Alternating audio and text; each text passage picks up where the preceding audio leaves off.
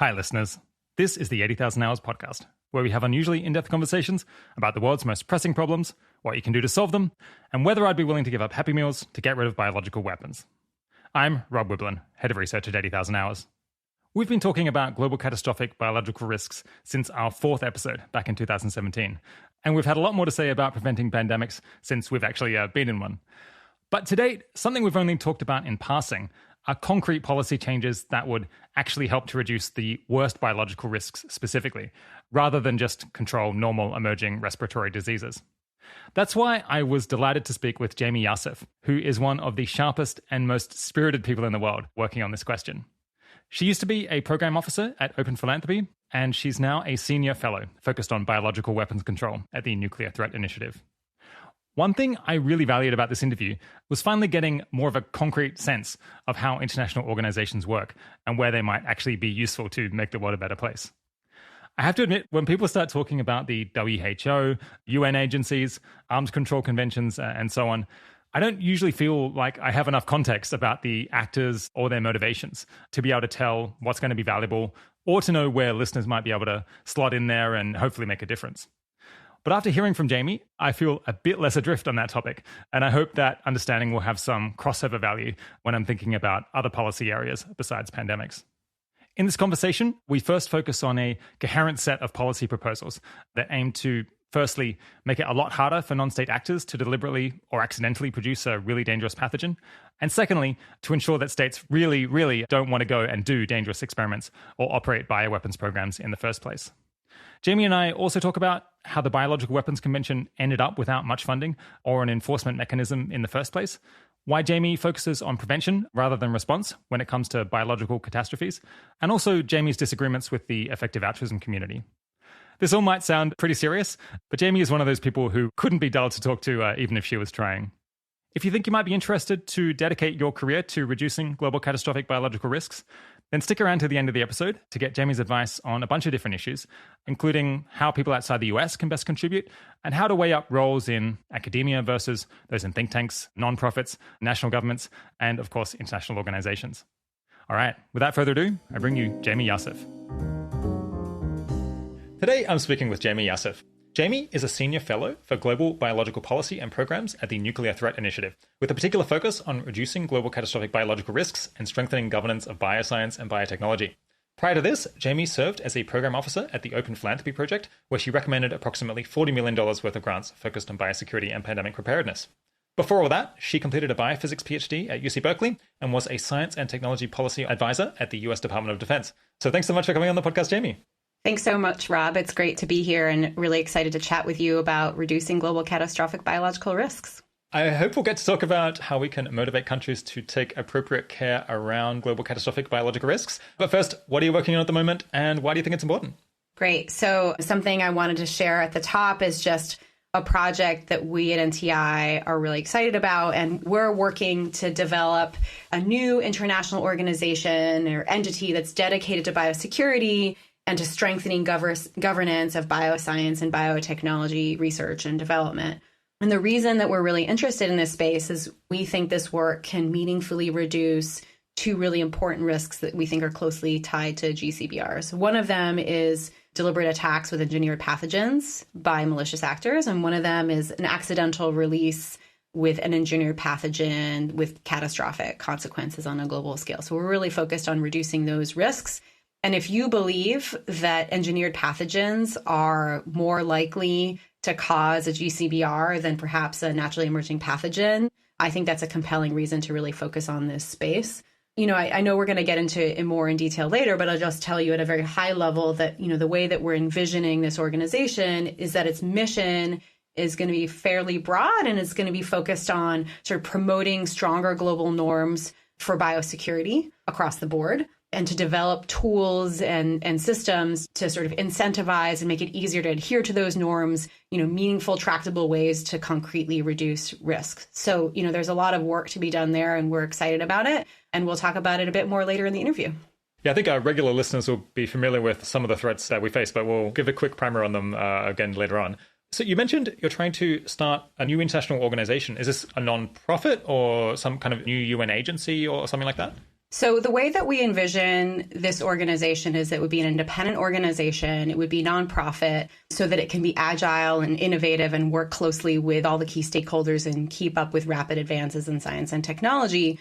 But that importantly, in order to have legitimacy and be effective, it would work really closely with the UN system, including key parts of the World Health Organization and key parts of the UN that are associated with the Biological Weapons Convention.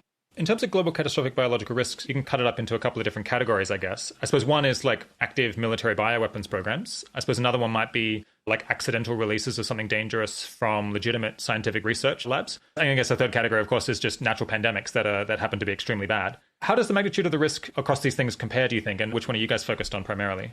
Yeah, absolutely. I think your description of the three buckets is roughly right. There's deliberate risks that could come from either state actors or non-state actors. There's accidental release that could come from a wide variety of sources. And then there's naturally emerging infectious disease outbreaks and pandemics. I think a lot of different people in the community have speculated about which pose a greater threat and which is most likely to pose a global catastrophic biological risk. And we don't have enough evidence to say definitively that we know it's A and not B or vice versa. I think the argument within parts of the biosecurity community and parts of the effective altruism community that I identify with is that engineered pathogens pose a more significant risk from a GCBR perspective than perhaps naturally emerging infectious diseases, at least in the long term. They're much more likely to cause a global catastrophic biological risk, in my view. And therefore, we should really focus on the kinds of pandemics that could be caused by human activity, either a deliberate attack or an accidental release of a pathogen that has been engineered in a laboratory. And in fact, NTI, our bio team, is working to reduce risks across the board, but we're primarily focused on reducing deliberate and accidental release risks. That's where we feel that we have a comparative advantage. Yeah, I guess that makes a lot of sense, given that I suppose Nuclear Threat Initiative's background is working on nuclear non-proliferation and control and weapons issues. So I suppose it's natural for you to take on the issue of bioweapons and I guess other irresponsible production by people of dangerous material. Well, I think that's close to how I think we would view it at NTI. We view our mission as reducing catastrophic risks to humanity that could imperil our long-term future, that could come from nuclear or biological sources. We don't necessarily have a bias towards human-caused events, but we want to address the risks that we believe are most significant to the long-term future of humanity so we can build a safer world. And so we're very strategic about how we prioritize our time and our efforts.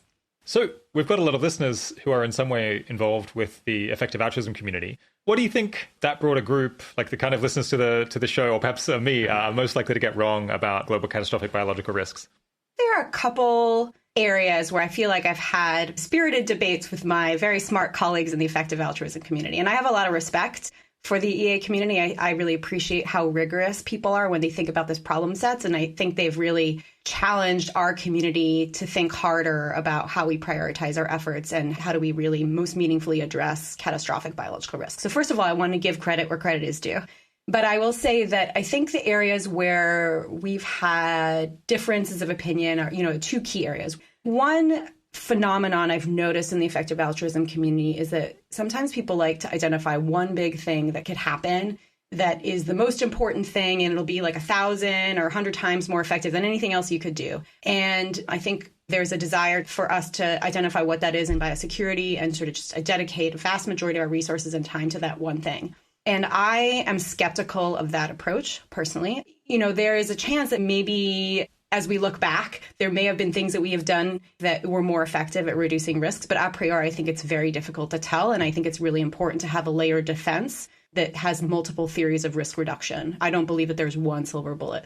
Related to that, I think something that I consider to be an open question is what is the greatest source of global catastrophic biological risks? Should we be worried more about states or non-state actors? I'm concerned about both. In the long term, it's not obvious to me that we should focus exclusively on one or the other. I think both are significant risks, and we shouldn't ignore non-state actors, for example. I think some folks in the community think that states are a greater risk. And then the third thing I would add is sometimes I notice in the EA community, there's a real excitement about finding technology solutions to problems. And I think technology solutions are fabulous and a really important tool. And sometimes they're very attractive because it's easier. You don't have to build broad coalitions to support. You just develop the technology. Fewer conversations. Yeah. And I think there are aspects of that I personally find appealing. But I would stress that you can't solve all the problems with technology, and you do have to work with people and institutions sometimes. And even though that's messy, sometimes you got to do the hard work to drive institutional change to really have sustainable solutions. So those are some of the ongoing conversations that we're having about areas where we don't necessarily agree. Something I noticed preparing for this interview is, it seems like the conclusion is that there isn't a silver bullet here, and that instead you just need to layer a bunch of different risk reduction methods on top of one another, and kind of each one maybe halves the risk, and then collectively they've made a really huge difference. I have this vague sense that in the past people might have gotten a bit stuck by this search for the silver bullet, and then they couldn't find anything that would by itself solve the problem, or even like solve the problem 90% or anything like that. And so then they were like, oh, well, I guess we should just keep on researching and trying to find something. But maybe the way forward is instead this approach of having 5 or 10 different things that you do, each of which, reduces the risk more like 50% or perhaps 30%. Yeah, I mean, I think that's basically right. And in defense of the effective altruism community, I don't think this community is the only community that has like sort of fallen into that mode of thought. We, in recent years and recent decades, as our community has struggled to find really effective ways to reduce risks and threats in the biospace, anytime you come up with any solution, people can poke holes in it. And it's very tempting to say, oh, well, it's not 100% solution, or there are big holes in it, and therefore that's not an answer and we should drop it. And I think that that's a mistake. Having tried to develop multiple solutions and continuing to go through that pattern, I've decided that just because something has holes or it doesn't reduce the risk by 100% doesn't mean we should drop it. And then I think in terms of this layered defense, I absolutely believe that that's the way to go. And, when I was working at Open Phil as a program officer, we had a conversation that I thought was really helpful way to talk about it in simple terms, which is just you find all the biggest holes in the system and you try to plug the biggest holes first. So I'm not making an argument that we shouldn't prioritize. We absolutely should. And there are a priori ways to figure out what are more and less impactful things we can do. But I think we shouldn't reduce the list down to 1 or 2 actions. It should be a longer list. Yeah, makes sense. Broadly speaking, you could split trying to stop catastrophic pandemics into 2 different approaches. One would be to stop the first person getting infected at all. And then another approach is trying to stop the pandemic from spreading from that point. So trying to detect the pandemic early and then contain it or come up with treatments really quickly. It sounds like you're basically focused on the first one, of stopping the first person from getting infected. Why focus on that stage? First of all, I believe that, again, just sort of keeping with my layered defense mantra here, I think prevention, detection, response are all critical elements. And I think for the world to be safer from pandemics and global catastrophic biological risks, we need to do all 3. I think we need a division of labor in the community. I think others in the community are doing a lot of great work on early detection and response. Our bio team at NTI is engaged in some efforts that are related to early detection and response, including our Global Health Security Index, where we've done an assessment of 195 countries and looking at their pandemic preparedness capabilities across the board and trying to draw attention to the need to fill those gaps. So we really believe in the full spectrum of activities, and we are, in fact, working on them. The work that I personally, as an individual, am engaged on is more focused at the moment on prevention. But I think that's just because I see really big gaps in the area. I think it's more of a neglected area than some of the other areas. And so I think the marginal impact that I individually have on the space is greater by working on prevention, though it is a challenging area to work. Yeah. Just briefly on the containment side of things, I don't know whether you heard the Andy Weber interview that we did earlier in the year, or possibly you've heard his opinions elsewhere, because I think he tends to talk about them quite a lot. But he has this proposal for containing potential GCBRs, where I guess you try to get DNA sequencing all over the place so that we can detect any new biological threats really quickly. And then he thinks we should have a system for very rapidly developing new mRNA vaccines against any new pathogens, which is really great because it's mRNA vaccines are kind of a platform that you can quickly adapt to new pathogens. And then also have in mind a system for really quickly vaccinating the whole world against any new pathogen with these vaccines that we hopefully develop within weeks or months. Do you have any thoughts on that? Is that something that excites you, even though it's perhaps not as much within your wheelhouse? First of all, I used to work for Andy Weber. So back when I worked at the Department of Defense and Government, he was an assistant secretary, and I worked for him and his team at the Department of Defense. And I'm a huge fan of Andy Weber and his work, and we're really lucky to have him in the field. So I'll just start with that. Second, I'll say that I totally agree with the ideas that he is advocating for, and I think that we should absolutely invest in those capabilities. I think early detection and building a more robust biosurveillance system nationally and globally, and one that includes sequencing, I think would be incredibly valuable for early detection for the reasons that you state. We need, if we can contain pandemics before they turn into pandemics early, that's a huge gain in terms of risk reduction. Likewise, I'm a huge fan of platform technologies for medical countermeasure development, and mRNA technology is sort of the leading technology that's the most advanced and most promising at the moment. There may be other technologies that become an option in the future, and we should consider those as well. The days are gone where we sort of think about one bug and one drug, and then we stockpile vaccines for known pathogens. I think if we want to look to the future and reduce risks meaningfully, we have to be prepared for surprise. And so a platform technology that can really respond in an agile way to quickly develop a new medical countermeasure in response to a new threat is absolutely the way that we need to go. We should pour lots of resources into it. However, like any system that we develop to reduce risks, there are going to be failure modes. And that is just a feature of this space. And so we absolutely should do all those things. And we should also do prevention as well. We should not have a single point of failure. If this is really part of a shared global effort to safeguard the future of humanity, we need to intervene at every point possible, prevention, detection, and response, to reduce the risk as close to zero as we can that we would face something catastrophic from a biological release in the future. So really grateful that Andy's working on those issues. Would love to see those things come to pass, in addition to all the other ideas that we'll be talking about today. All right. So on that note, let's push into the meat of the Nuclear Threat Initiative agenda on GCBRs. At a high level, NTI's work to prevent GCBRs is, I think, the way that you see it, broken down into two parts, which you call constraining capabilities and shaping intent, respectively. And constraining capabilities is focused on limiting what dangerous things malicious actors like rogue groups are able to do by exploiting legitimate academic research science or the work that's coming out of biotech companies. And we'll come back and deal with that stream later on in the conversation. But I actually want to start, if possible, with this idea of shaping intent, because I think it's super interesting. The basic idea here is that if a powerful or well-resourced country wants to do some dangerous thing with novel bioscience, then in your view, and I think by my view as well, there's not a whole lot we can do to stop them from being able to buy the equipment or hiring people to pursue that idea if they're really committed to it. Maybe we could slow them down a little bit, but that doesn't really get us where we want to be, which is really discouraging that dangerous kind of activity by states. And that means that instead we need to focus on this other approach, which in short is making states not want to do dangerous experiments or run bioweapons programs. Because if a country thinks it's clearly not in their interest to do so, then they probably won't do it and they will be good. What's the key mechanism we have for kind of shaping the intent or motivations of states and other big actors whose capabilities are hard to constrain? Yeah, absolutely. So I want to start by just explaining why a rational country, or perhaps an irrational country sometimes, might decide to pursue a biological weapons program or even use a biological weapon. So, I think that there's sort of two sets of motivations, or three actually, that we should really be thinking about when we're trying to shape intent. So one of them is just fear of what their adversary might be up to. And so recognizing right now that there's not as much transparency among states about what is going on with regard to biodefense and bioscience and biotechnology development, there is a risk that there could be misperceptions, that there could be escalating suspicion, and that could lead to an undesirable future where you have arms racing behavior. And so that's a future we really want to avoid. And, a way that you address that is through increased transparency. And the transparency is helpful in the sense that if, in fact, the vast majority of states aren't in violation of the Biological Weapons Convention, that would just help clarify that. And to the extent that transparency could actually bring to light where there are violations, that's also information we want to know. On the other hand, I think there's another set of motives, which is, let's assume a country isn't necessarily being driven by fear, but they think that they have some sort of strategic or tactical advantage for having a biological weapon.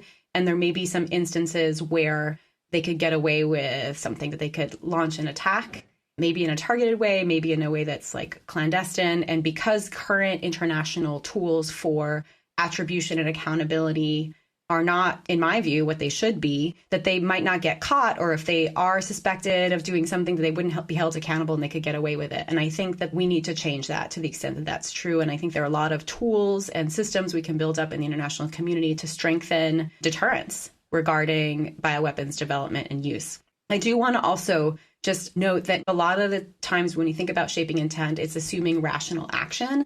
I do want to note that sometimes institutions do have irrational behavior, and there's some historical evidence of this. So within large bureaucracies, even if at the highest levels governments don't want to develop a bioweapons program, there might be strange activities within large bureaucracies if there are weird institutional drivers for an individual scientist or for an individual institution seeking budgets to sort of push in a certain... Or a company. Company less so. I think really, that is a different set of incentives. And I still think that a lot of the sort of bigger picture ideas we're focused on in terms of shaping rational decision making could address those motives as well. But those are the sort of three paths, in my view, that you can imagine getting to a bioweapon development program. And I believe that it's plausible that effective action in the space to build stronger institutions and capabilities could dissuade a country from seeking to develop a new program or explore new research that sort of crosses the line. Yeah. So I guess if a country is rational, then making it more likely that their violation of the Biological Weapons Convention would be detected and then they would face some negative consequence, that should make them less likely to want to pursue it. I suppose even a country that's irrational, even if they're pursuing a bioweapons program, in a sense, foolishly or against their own interests, and I suppose just piling on the probability of detection and the scale of the consequences they might face still might push them over the line, even if they're not assessing things completely rationally. You've raised this issue of potential arms race with biological weapons, and past guests have raised that as well. But I'm just imagining that scenario where you get, country A and country B who do not have amicable relations, and A suspects that B has a biological weapons program. Would A really benefit that much from establishing their own bioweapons program? How does that really help them to defend themselves? They could just invest in all kinds of other military stuff that isn't related to bioweapons programs. I guess I'm not quite understanding how it exactly assists them in the arms race situation. Sure. I mean, I think that's a fair question, and certainly not trying to justify the development of biological weapons or encourage any state to seriously consider it. That's definitely not my position, just to be very clear. But I think if you want to sort of really understand where rationale might come from, I think, some people are concerned that bioweapons could be viewed as an asymmetric weapon. So if you're a superpower and you've got lots of resources, then it's easy to build up very strong conventional capabilities that are very effective in deterring adversaries from attacking you and actually can be used in warfare. And there's no sort of moral or humanitarian norm against using conventional weapons. But those are expensive and hard to develop. And having an edge in conventional terms is hard. Nuclear weapon is an asymmetric weapon. And so there have been some discussions about how that dynamic works, and we need to work to disincentivize development of nuclear weapons. But I would say the threshold for developing a biological weapon is even lower because dual use bioscience and biotechnology, knowledge, tools, resources, they're widely distributed. And so there's just a lower barrier to entry. And so you could imagine a country saying, well, I can develop this asymmetric weapon at lower cost and it's more accessible to me than these other means of military dominance or deterrence. Yeah, but before we turn to the new ideas for deterrence, maybe let's talk about the things that we already have. A lot of people will know that the US in the past has used military force against countries that are, or that they suspect or purportedly suspect of having biological or chemical weapons. I guess famously Saddam Hussein in the 90s, and then again in 2003, the threat of force was used against Syria throughout the 2010s regarding their potential chemical weapons. To what extent can the problem of bioweapons be solved this way? I know the U.S. has played this role in the past, and I guess I would say I wouldn't want to build an entire international arms control regime based on an assumption that the U.S. is going to police the global order. I don't think it's a reliable approach. I think it's sort of a very last resort, and fundamentally, it's not always legitimate in the eyes of the international community, and it's messy, and so it involves conflict and a lot of innocent people that die on both sides. By the time you get to that point, there's a lot of cost, and so I think we are much safer if we can get upstream of this and just prevent countries from exploring this in the first place and not get to a point where weapons development or production may have commenced and we're trying to bomb it out of existence. I think that's a really tough place to be. And it's not a theory of change that I think is ideal. Yeah, nor is it really, and a lot of countries around the world don't find that to be a legitimate international tool. To what extent then might we be able to rely on robust biosecurity intelligence capabilities to be able to detect any bioweapons programs that the country might be initiating? I guess I want to step back for a second and sort of tell a big picture of what I think is like the positive case for what we can do to shape intention, and then I'm happy to talk about intelligence. My recipe for more robust systems is we need more effective transparency for the reasons I said before, which is to sort of reduce the risks of arms racing and reduce the risks of misperceptions that could lead to arms racing. And so people have talked about that in the past as verification. I think verification is a complicated word with a long history, and we can unpack that in a few minutes if you'd like. But I think that there's work to be done there. The second piece is I think we need more effective means of investigating the origins of a high consequence biological event if and when it does occur, so that there's an internationally legitimate, evidence-based, transparent process to actually effectively run that to ground and fairly quickly. That's important. I would argue that we don't really have the full suite of capabilities that we need to get there, and we have a lot of work to do there too, and I see an opportunity. The third piece is accountability. If we are in fact able to reliably attribute the source of an attack or an event to either a state or a non-state actor, they should be held accountable in ways that would actually be meaningful. That's hard, but I do think it's necessary. So I just wanted to sort of paint a big picture. So in addition to all those things I said, I think in terms of trying to get upstream of risks and anticipate them early before they're fully present, if we want to really be effective at preventing high consequence biological events, we as an international community should get better at anticipating threats. I think there's a lot of opportunity for governments and countries around the world to invest more in intelligence gathering for biosecurity threats, to see if other states or non-state actors might be interested in developing biological weapons, or if they're actively engaged in those pursuits. We should get better at detecting that early and really dedicate more resources. I think there's a lot of value in that. Yeah. So you mentioned verification. I guess famously, the Biological Weapons Convention doesn't really have a verification or any enforcement mechanism. And it only has, I think, about 3 staff or something like that. Why that's the case is an interesting story that you put me onto when I was preparing for the interview. Your focus isn't history here, but it's relevant because there was this kind of big push to add a verification mechanism in the 90s, which ended up not panning out, which I guess we need to learn from. What was the setup there? Absolutely, yeah. So, I mean, as you point out, the BWC doesn't have a verification regime. It also lacks a large institution to support it. So the BWC, the only support it has institutionally is a 3-person implementation support unit. Its annual budget is $1.5 million a year. Some of our friends in the effective altruism community have pointed out that that's roughly the cost of running one McDonald's restaurant in a franchise for a year, which is just not the right level of spending, in my view, and really many people's view, for this really important global institution. Seems like it's doing more important work, but...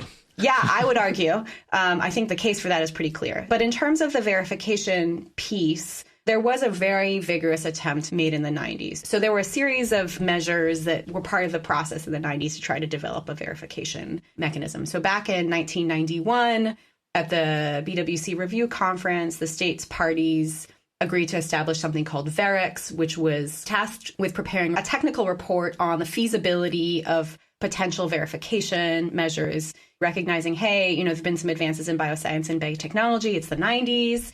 And what can we do that's different than what we might have been able to do before? And then a few years later in 1994, as part of a special conference in Geneva, I believe, the states parties established something called an ad hoc group. And that actually had a mandate to negotiate a verification protocol. That was a big deal at the time.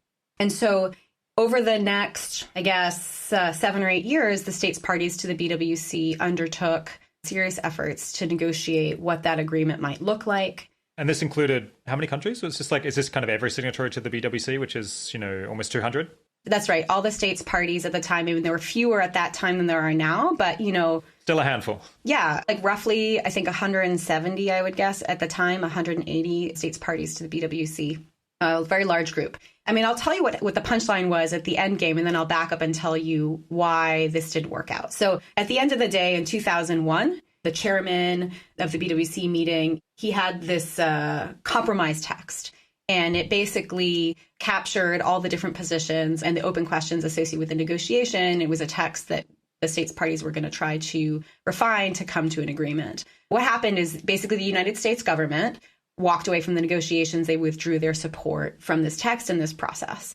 And I think a lot of people will show up at meetings and say, oh, well, the United States is the reason that this didn't happen and they're to blame. And I think that that's facile, and I don't think it's fully accurate. And I think it's much more complicated than that. And it kind of gets into the politics of the BWC as an institutional body and also the history of the discussions. So the proximate cause, the cause that was very visible to journalists, I guess, who hadn't been following this closely was... and just political figures in countries around the world. Right. It's very convenient to blame the U.S., Yeah, so there was John Bolton, right? This somewhat bellicose, somewhat aggressive U.S. diplomatic figure, I guess, under the Bush administration. They walked away from the table, said, this is pointless, we're out. But there were far deeper reasons why they walked away, and probably it wouldn't have made any difference if they'd stayed. Do you want to explain why? Yeah, I'm happy to unpack that. And I just want to, make it clear that I'm not a historian, but this particular issue is really important to me. And my thinking about this topic is shaped by some writing done by Kenneth Ward. There's a really great paper in the Nonproliferation Review that some folks might want to check out. It's called The BWC Protocol Mandate for Failure. Yeah, it's a cracker. It's great. And so, I'll readily acknowledge that, it is very much a Western perspective and a U.S. perspective. And I don't agree with 100% of the things that he says, but I do think he makes some really compelling arguments about some of the underlying causes for why this fundamentally was a very weak process that was unlikely to succeed as it was constructed.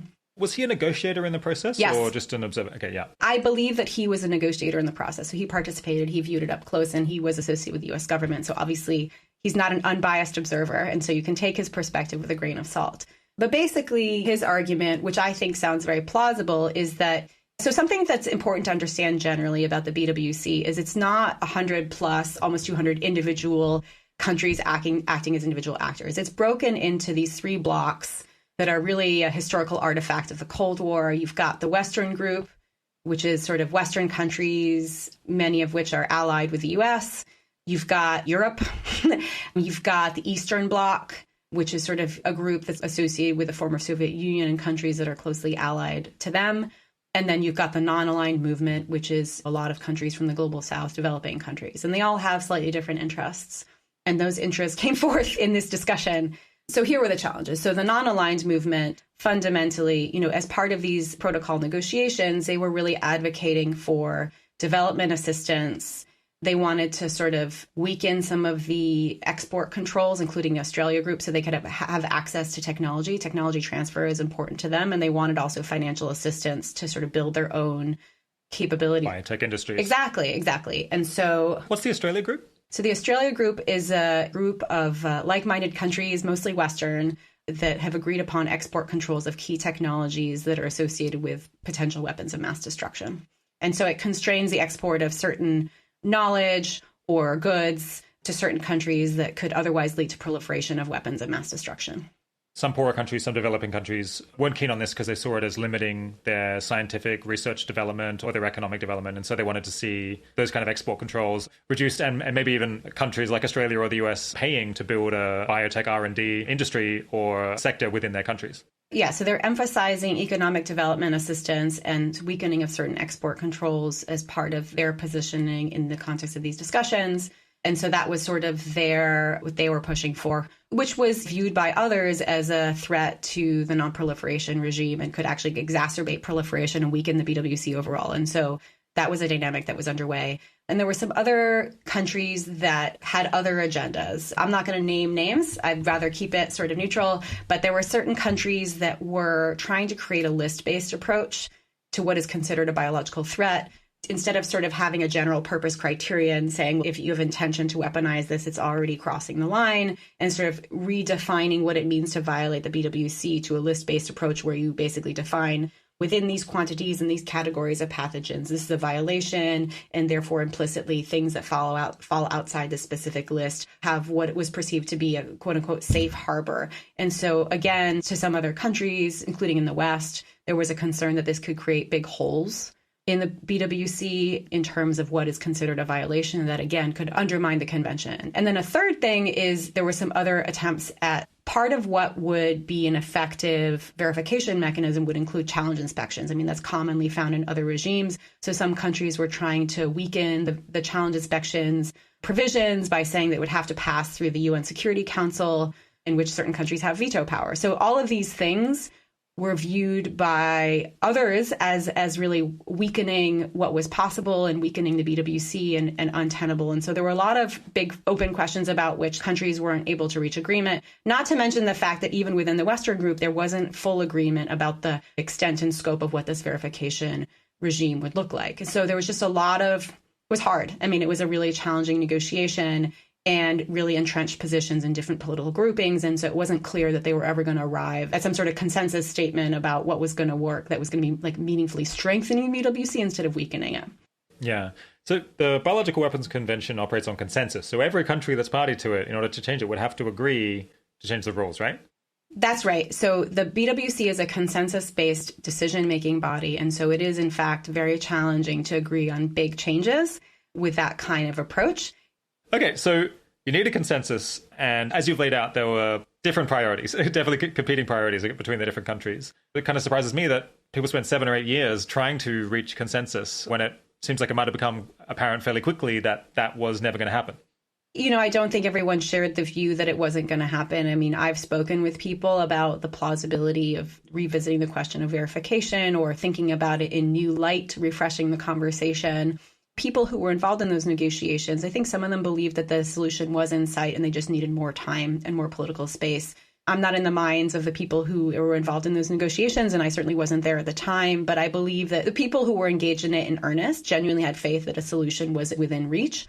And I do believe generally, notwithstanding how challenging it can be to advance progress within a consensus-based decision-making body, I think that if you can get enough of these divergent political groups to align their interests, I mean, we do have a lot of shared interests in building a safer world. We do have a lot of common interests. I can imagine a future where this body could really change its political dynamics and be more constructive and make progress with a consensus-based decision-making process. But we have to break out of the current political blockings, and the current dynamics are just not conducive, and we need to have a radically different environment. And that's going to take a lot of smart young people who are energized and sort of participating from a lot of different countries with a different view that really are earnestly trying to tackle this issue. And I'm hoping that members of the effective altruism community can help us be part of that solution.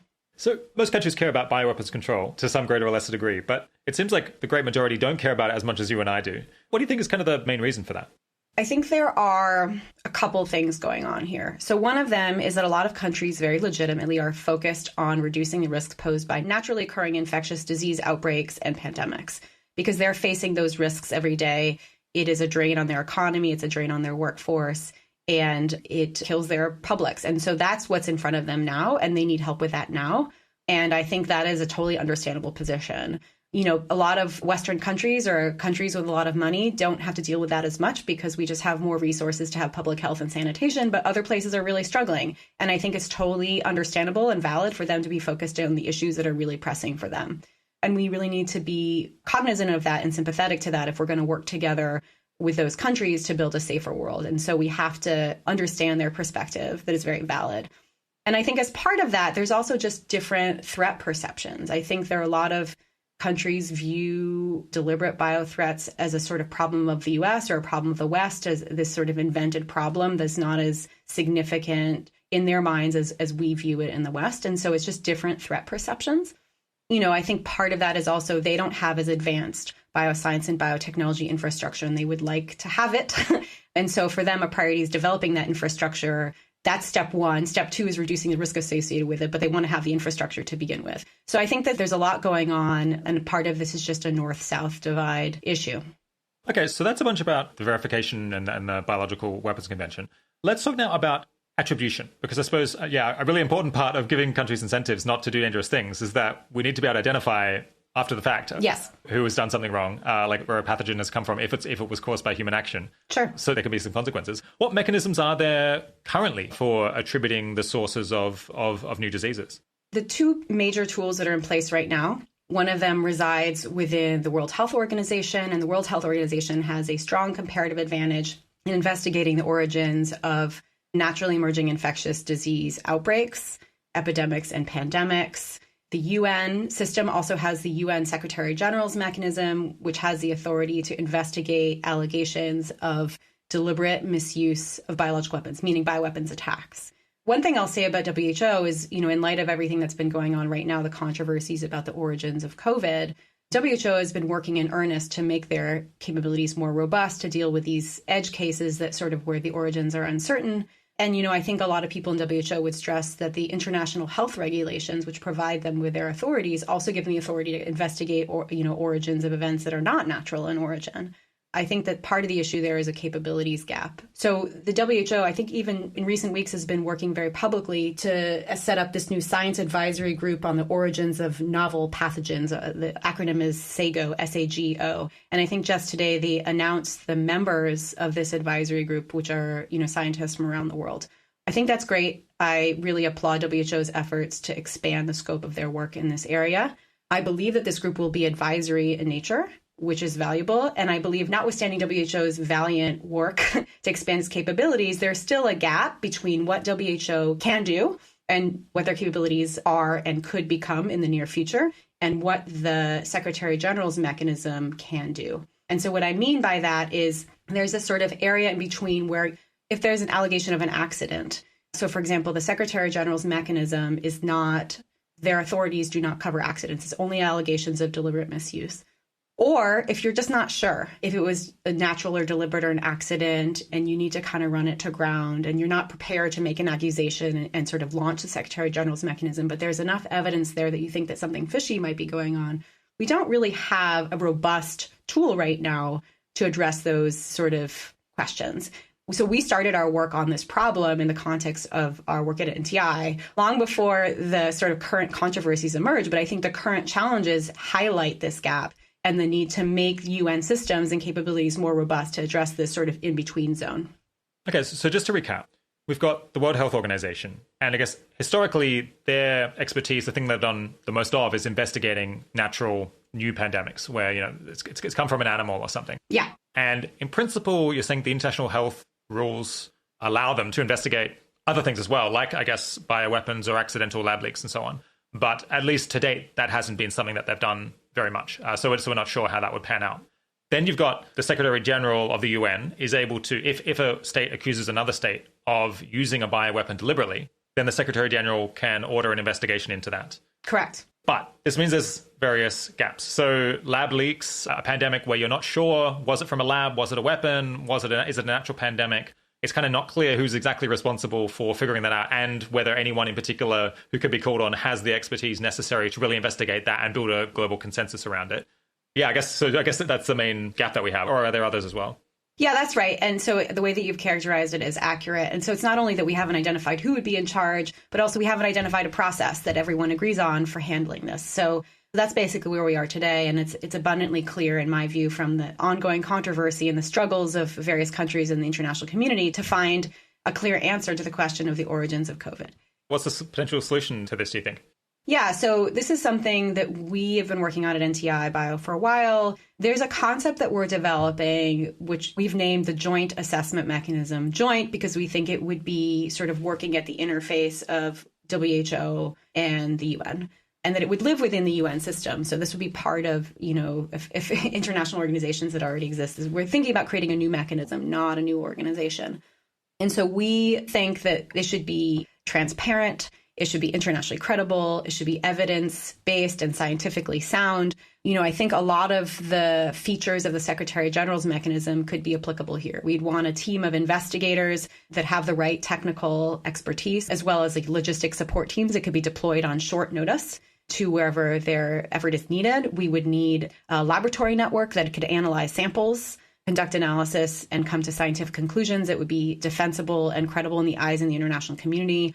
We'd probably also want to think about when these earlier mechanisms were established, technology hadn't evolved as much as it has today. And so there are a lot of modern bioscience, biotechnology, bioinformatics tools that we could bring to bear and think on this sort of problem set and think about whether or not those could help us uncover the truth, either through on-site collection of evidence or through remote assessment of data that can be collected remotely. I mean, there are a lot of questions about how you can bring these tools to bear. And I think we have a lot of technical work to figure out how to do that. I think the other piece here, though, is figuring out where you house it. Would this sit within the UN? Where? Who would be in charge of it? How do you fund it sustainably? How do you make sure it works? How do you establish the authority? So there's a ton of work to be done. We're actively engaged in international conversations with partners to figure out the answers to those questions. And we're really pushing to try to make this a reality because we think it would be valuable.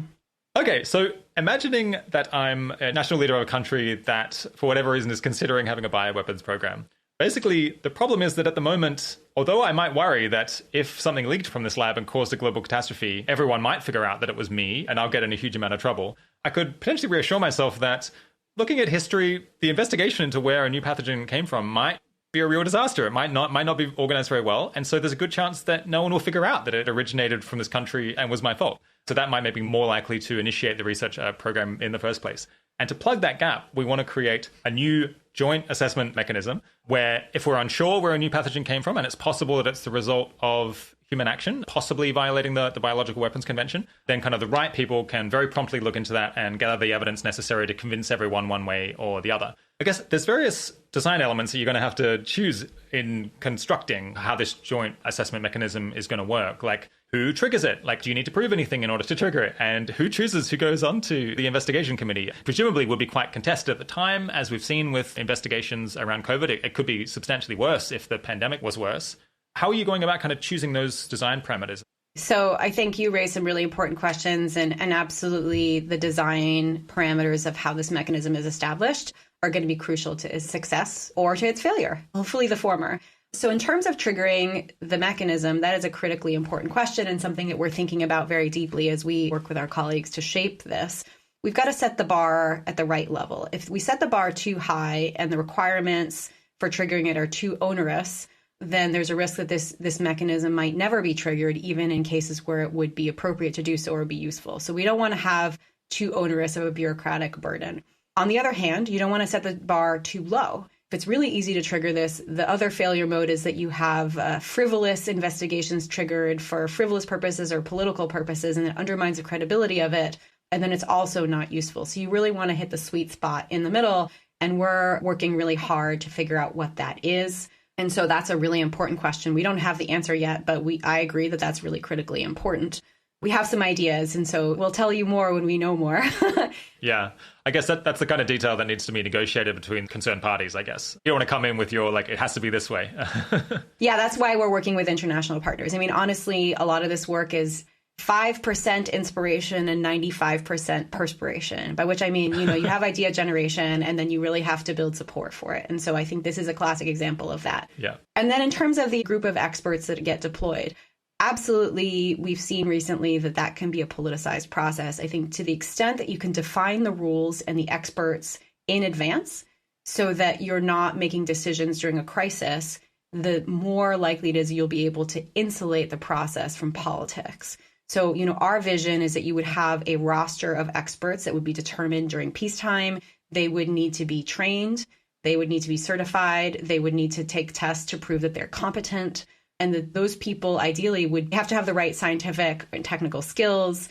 They have to understand how to do their jobs and what the standard operating procedures are. And they have to prove that on a periodic basis. And they have to be able to travel to the field in the event that that's actually part of the process. And so if you have this roster of experts in place in practice, then you already have a defined list of people from whom you have to choose. And then you can also have established criteria in advance. So you need X people with this set of expertise and Y people with that set of expertise. And you just define as much as you can a priori so that while there inevitably will be political pressures, we're hoping to remove some of that and insulate the process from some of that to make it more evidence-based and credible. Are there any other design choices that you've thought about that would have to be, figured out if this were taken forward? I think where the mechanism would be housed is also really important. Our growing feeling is it would be a really good idea to place it under the authority of the Secretary General. That's linked to the ability to trigger it because the Secretary General has the authority to trigger the UN Secretary General's mechanism, and they are advised by a group of expert advisors. I think, we as a group think that something similar in this case would be useful for a number of reasons. I'm not going to be able to get to all of them now, but one is sort of we believe that that's a good place for having the right threshold for triggering. Also, the UN Secretary General sits in a very high-level position across the UN system and related organizations, and so they are in a position where they could pull together all sorts of different capabilities and resources across the UN system, which would be needed for this kind of process, and that they're in a good position to work with WHO, which is a critical player and has critical expertise. And also the UN Secretary General just has a lot of credibility as a role that sort of rises above the fray and can work in the best interest of the international community. So politically, it also just makes a lot of sense. So that's where we are right now. It's not set in stone, but that's the direction we're leaning, and we feel good about that direction. And there's support for it. You mentioned that, of course, there's this existing Secretary General's mechanism, which they can put into action if a country formally accuses another country of having used a bioweapon. As far as I know, that's never been used for bioweapons, although it has been for chemical weapons. Correct. Should we have confidence that that process would be good if it ever were, if we ever were forced to use it? You mean the Secretary General's mechanism specifically? Yeah. So I think we as an international community should be putting a lot more resources into the Secretary General's mechanism to bolster its operational capabilities. Likewise, they have a roster of experts. They have a network of laboratories. They do run tests and exercises pretty regularly. I do think if tomorrow they were called upon to launch an investigation, they could do it. But I would have more confidence in their ability to do it if we put a lot more resources into that work. Right now, it's supported through a variety of voluntary contributions from countries that think this is really important. My guess is we should probably multiply the amount of money that we put into this by 5 to 10-fold, and it should be a much higher priority. And, I have a lot of colleagues in the field who I think are doing really important work to strengthen the Secretary General's mechanism. And I'm really grateful to them for the work that they're doing. And I would love to support that more if I had more time. The other thing I would say is, generally speaking, for these kinds of mechanisms, and this is true of the joint assessment mechanism concept that we are working to develop as well, is that, the more that you can regularly exercise and test the mechanism, the more confidence you'll have in it. And so if we could do really robust, comprehensive exercises to test the efficacy of the UN Secretary General's mechanism and the joint assessment mechanism, if and when it's created, I think that is the way to have confidence that these mechanisms are effective. And by the way, I think one point that I didn't stress before that, in terms of design choices, just going back to your question about design choices, I think the other thing I wanted to stress that I think is important is we don't want this new mechanism that we're talking about, the joint assessment mechanism, to be a completely isolated pillar that's fully standalone from what WHO can do and what the Secretary General's mechanism can do. We don't want to have bureaucratic competition between these different mechanisms. We would love them to be mutually reinforcing. And if there are resources from these other existing mechanisms that we could sort of build into the joint assessment mechanism, all the better. I think it's, a complicated set of questions that we'd have to answer and figuring out how to do that. But I think there's a lot of benefit to having these mechanisms be mutually reinforcing. And if, in fact, by creating this joint assessment mechanism, drawing resources to that work, if that could also in parallel strengthen the Secretary General's mechanism, that would be fabulous. That would be a win-win. So it's an interesting situation. You're quite a credible international organization focused on these issues, and you have this idea for a new mechanism that maybe the UN should put in place to plug this gap in their systems. Mm-hmm. What steps do you take? Who do you call up? What do you write? So we have done a couple of international meetings to sort of socialize the idea and solicit feedback. And we bring together a diverse community of stakeholders that can help us think this through. So some of these people are scientists that understand the technical elements and the technical questions we're trying to answer. Some of them are policymakers and decision makers who sit in various governments and would ultimately have to decide if they support this. Some of them are people who have a lot of experience working in the UN system, who understand how the UN system works and can help us sort of shape something that makes sense. And so there are a lot of different stakeholders we bring together and we ask them questions. We say, well, we would like to do X. What do you think? And they say, either we support it or how about try Y? And so that's an iterative process of soliciting feedback, building the idea, socializing it again, and working to build support. So we're in the middle of that process. One of the reasons I have more confidence that I think we have a good chance of success is we have so I'm working on this project in earnest, but also working in partnership with Angela Kane, who is on our team as the Sam Nunn Distinguished Fellow at NTI. And she used to be the head of the UN Office for Disarmament Affairs.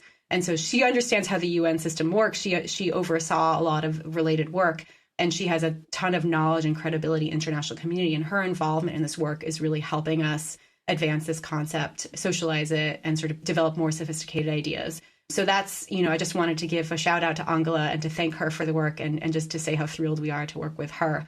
In terms of next steps, we have some working groups that we've established and that we're going to launch in the coming weeks. One is focused on technical questions and one is focused on these sort of policy and institutional questions. So we can dig into some of these key points that you and I have been discussing. How do you design it? What are the design features? How do you establish the authority? And we hope at some point in the future that we can get to a point where we can actually establish the authority and get the critical mass of states parties in the international community to say, yes, we would like this authority to exist and we will vote to support it. And so that's what we're working towards. Now is a really interesting political window of opportunity. It's not an academic question. It's a very real question that's at the forefront of a lot of people's minds. The COVID pandemic has really drawn a lot of attention to these issues and created political space to drive significant change in international biosecurity and pandemic preparedness architecture. We see an opportunity to seize the moment and we really want to go for it because we think it could make us safer. And so that's why we're pushing now. Yeah. Okay, we'll push on to creating consequences for violators in a second, but Sure. listeners will be sad if I don't ask this question. It's Okay. slightly not the point. I'm slightly reluctant to ask it, but Here we go. but people will be too sad. Okay. Yeah, COVID-19. What do you think? Natural pandemic, or might it be a lab leak? So I think the bottom line up front is we just don't know. I think my personal view is that it's most likely to be a naturally occurring event. But I think both hypotheses, like naturally occurring or accidentally released, are plausible. And we just don't have enough information to rule out one or the other. And I really hope that we get to the bottom of it, because I think that has value. And I'm glad to see the US government and countries around the world pushing to find an answer. But we might never have a definitive answer. But what I would say is that just the fact that enough people around the world think it's plausible that there could be a catastrophic global pandemic caused by a laboratory accident, I think points towards the future of what we need to do. If we really think that's a credible risk, we should be taking much more dramatic steps than we have been taking to reduce the risk that that could happen. Some of that has to do with biosafety strengthening, and some of that has to do with governance of dual-use bioscience research, which I know we'll talk about in a few minutes. In terms of how that has shaped our ability to create change, I think it's sort of a double-edged sword. I think in one way, it has opened up important conversations and gotten people in senior leadership positions to be asking really serious questions about how we safeguard bioscience and biotechnology and guard against these risks. And that's incredibly valuable. It's been very interesting to see that and have the opportunity to use the moment to drive change. On the other hand, it's also created some polarization and some very politicized discourse around these issues, which we find incredibly unhelpful. We're always pushing to have evidence-based, science-based discussions and to stay away from the politicization, which we don't think is helpful. So it's complicated, but that's how I see it. Yeah, what should the consequence be for a country that leaks a terrible pathogen from a military lab or some other secret research lab? I don't have an immediate answer to that question. I think the question of accountability for those kinds of events or deliberate attack is a really important one. And I'm not even sure that punitive consequences are the right answer in the case of an accidental release if there's not malicious intent or a violation, and if it was just a legitimate research project and there's been an accident.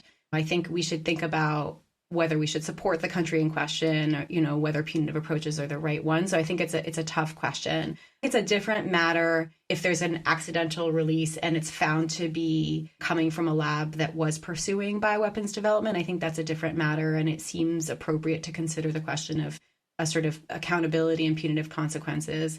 But I don't have a clear answer for what that should be, and I think we need to do more work to figure out the answers to those questions.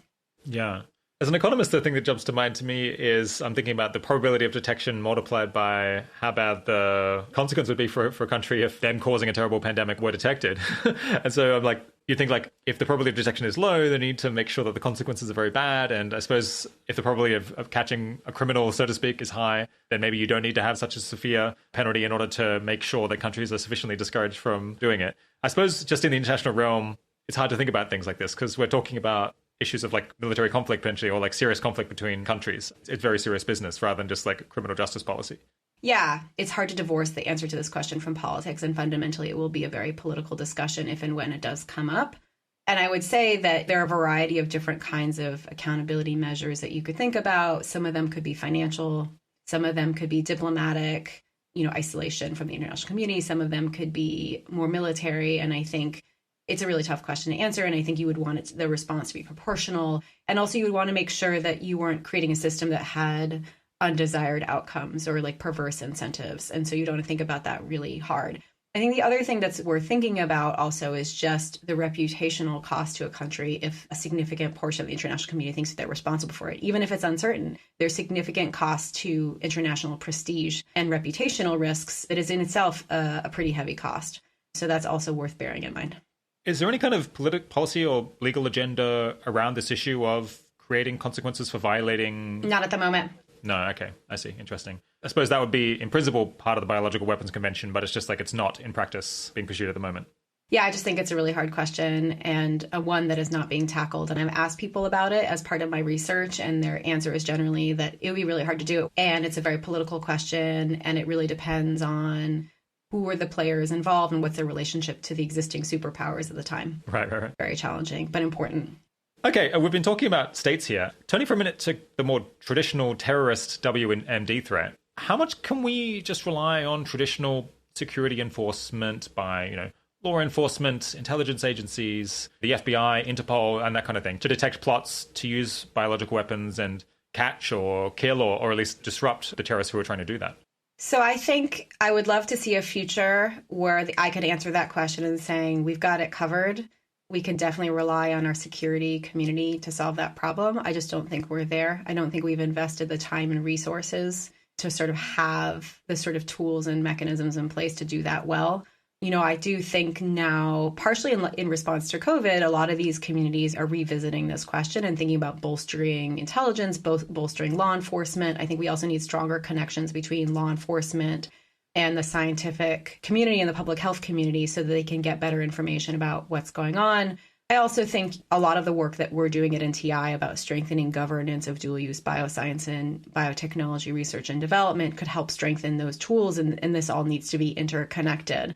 Part of the problem is a needle in the haystack issue. Same issue with all terrorism, really. Perhaps. There's so much legitimate bioscience and biotechnology research and development going on around the world, and it's so deeply dual use that it's very hard to discern malicious intent or malicious action from that mountain of legitimate activity. It's not that it can't be done, but we have to set up more effective structures for doing that.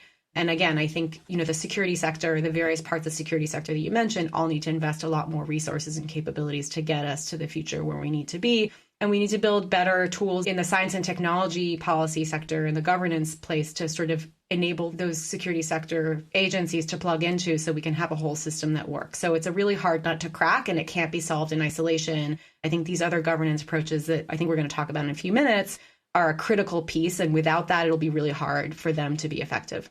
Yeah, I guess there's potentially kind of a domestic policy agenda issue that someone could pursue in the US or the UK or Australia, trying to improve the security capabilities to check up on what terrorists are doing or be more aware of what plots terrorist organizations might be pursuing. Is that right? I guess this is more maybe at the national level than the UN level? So I think that there's both national level work and international work that could be done. So, I think individual governments within their respective intelligence and security agencies would need to, build up more capabilities to do this work more effectively.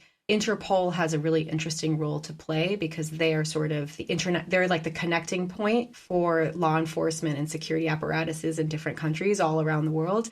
And so Interpol, I think, also has an opportunity to strengthen their capabilities as well. And I think that they are, in fact, doing that. And I applaud them. And, we want to support their efforts.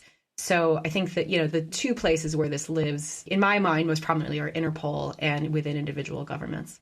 Okay, moving on from shaping intent, NTI has a vision for this other comprehensive package of interventions that hopefully collectively could make it a lot harder for anyone to deliberately or accidentally produce or release a really dangerous pathogen. So you call this constraining capabilities, and I guess it's what you think is the main thing to do in the case of individuals or terrorist groups or laboratories that are at risk of making a terrible mistake that affects everyone. And I guess I came into this, preparing for this interview, pretty pessimistic that any of this could work, because my sense is that the technology is progressing so fast that even if you can slow down access a bit, just dangerous techniques will ultimately end up being available to people all over the world pretty fast anyway. Maybe to start out, can you tell me why I should be more optimistic that we really can constrain the ability of people to do dangerous things with biotech? Sure. I think so. I understand why this is challenging to sort of wrap your brain around. And I think a lot of people are challenged by thinking about this in this new way. Part of the reason for that is that the MO we've seen so far has been very slow movement on the part of large institutions that make decisions slowly, including governments, including international organizations, and they really play a vital role. I think the way that we need to keep up with rapid advances in bioscience and biotechnology is by partnering with the very organizations that are driving those advances and move at that pace.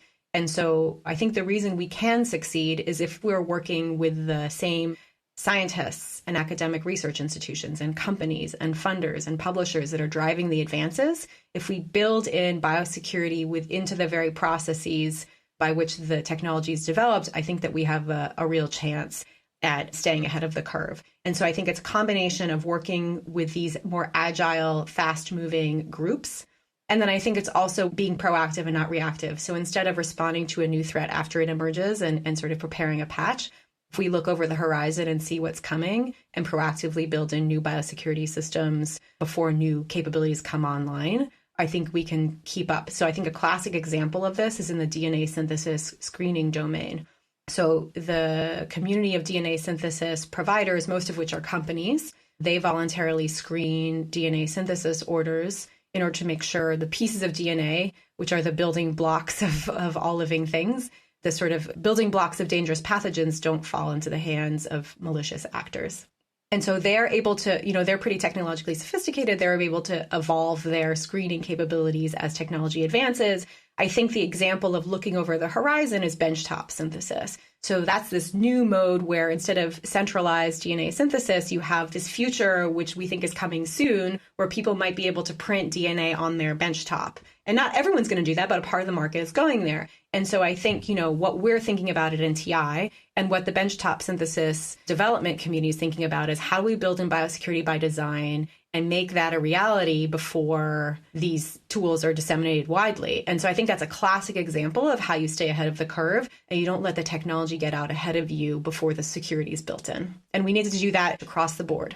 So before we get a bit confused, we're mostly talking here about working with legitimate labs and companies and so on to constrain the capabilities of malicious actors. That's right. How does all of this connect with bioweapons in particular?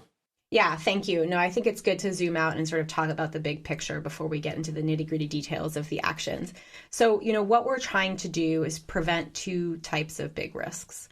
One is we want to prevent malicious actors like rogue actors from exploiting the legitimate global bioscience and biotechnology research and development enterprise that they could use to make it easier for them to develop a biological weapon and carry out an attack. That's one huge piece of this. The other piece is we also want to prevent catastrophic lab accidents.